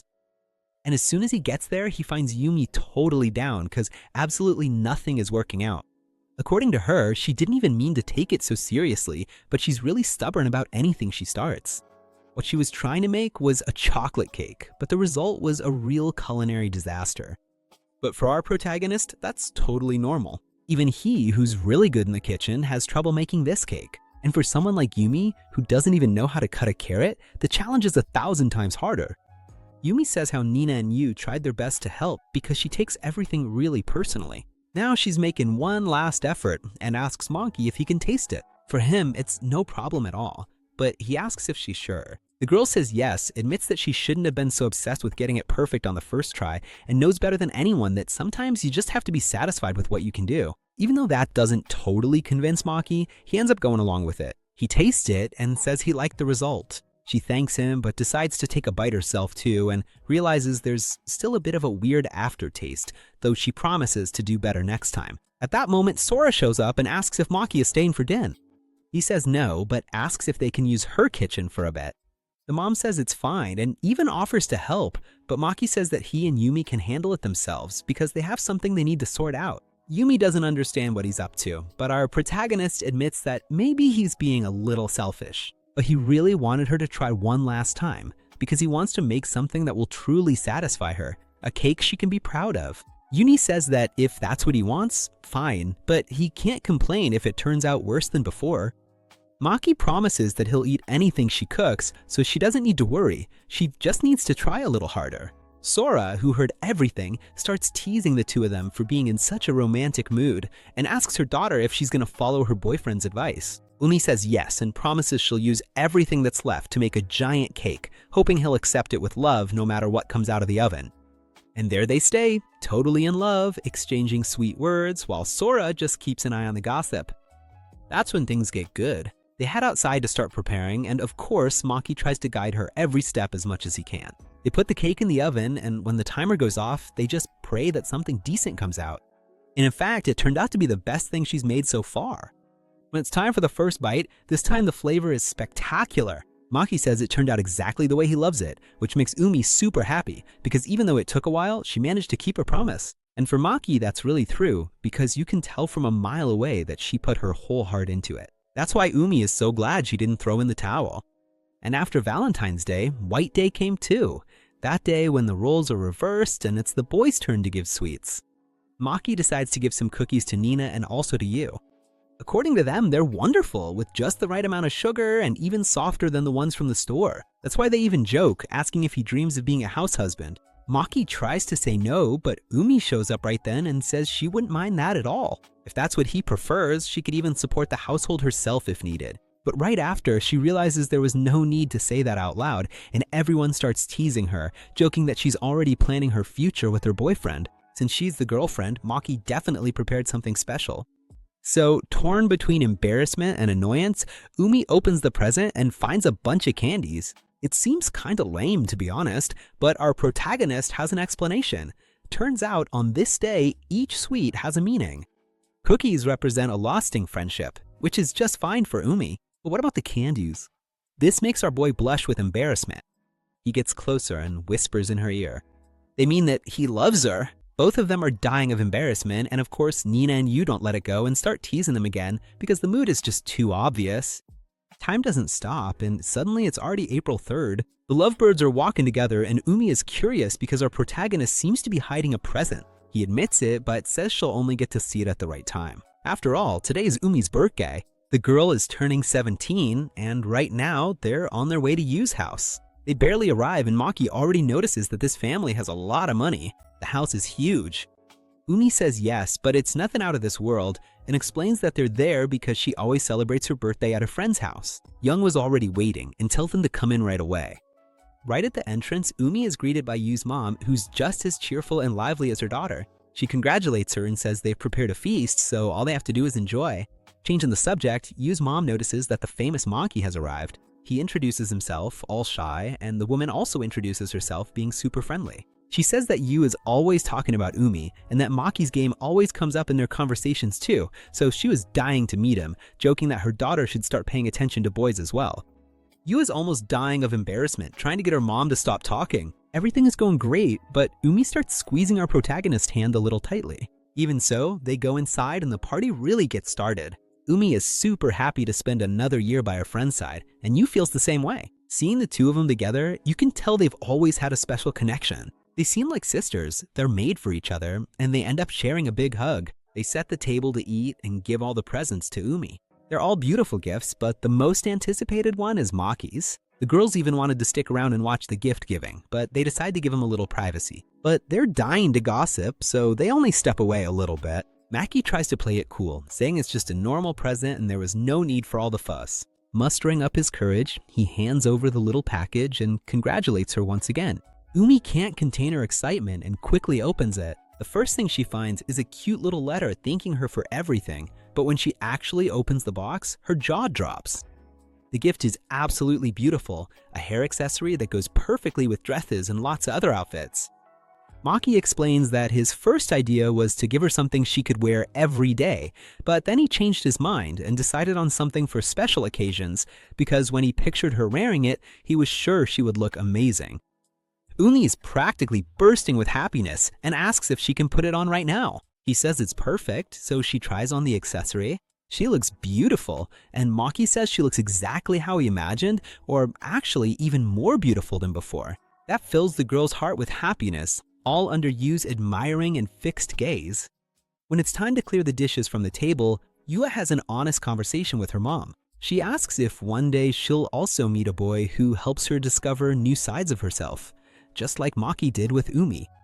And for her mom, the answer is very clear. After all, Yu herself is the result of the immense love she and her husband shared, so she doesn't need to rush or worry. That takes a weight off Yu's shoulders, and she starts to imagine what the person she'll fall in love with will be like, just hoping it's someone with a good heart. Umi and Maki are walking to a place he really wants to show her. Standing in front of a huge tree, he tells her that last year he used to look at them from his bedroom window. Umi agrees that the place is beautiful and says the walk was worth it, since she didn't want to go home early anyway. But she asks if there's any more surprises. The boy says no, that he just thought it was the perfect place to thank her for everything they've experienced together. They sit down and Maki opens up his heart. He said he used to hate spring. Umi asks if it was because of the school performances, and he confirms. For him, it was the most embarrassing time of the year, with no reunions or goodbyes, just the feeling of making a fool of himself. It was the worst time on the calendar.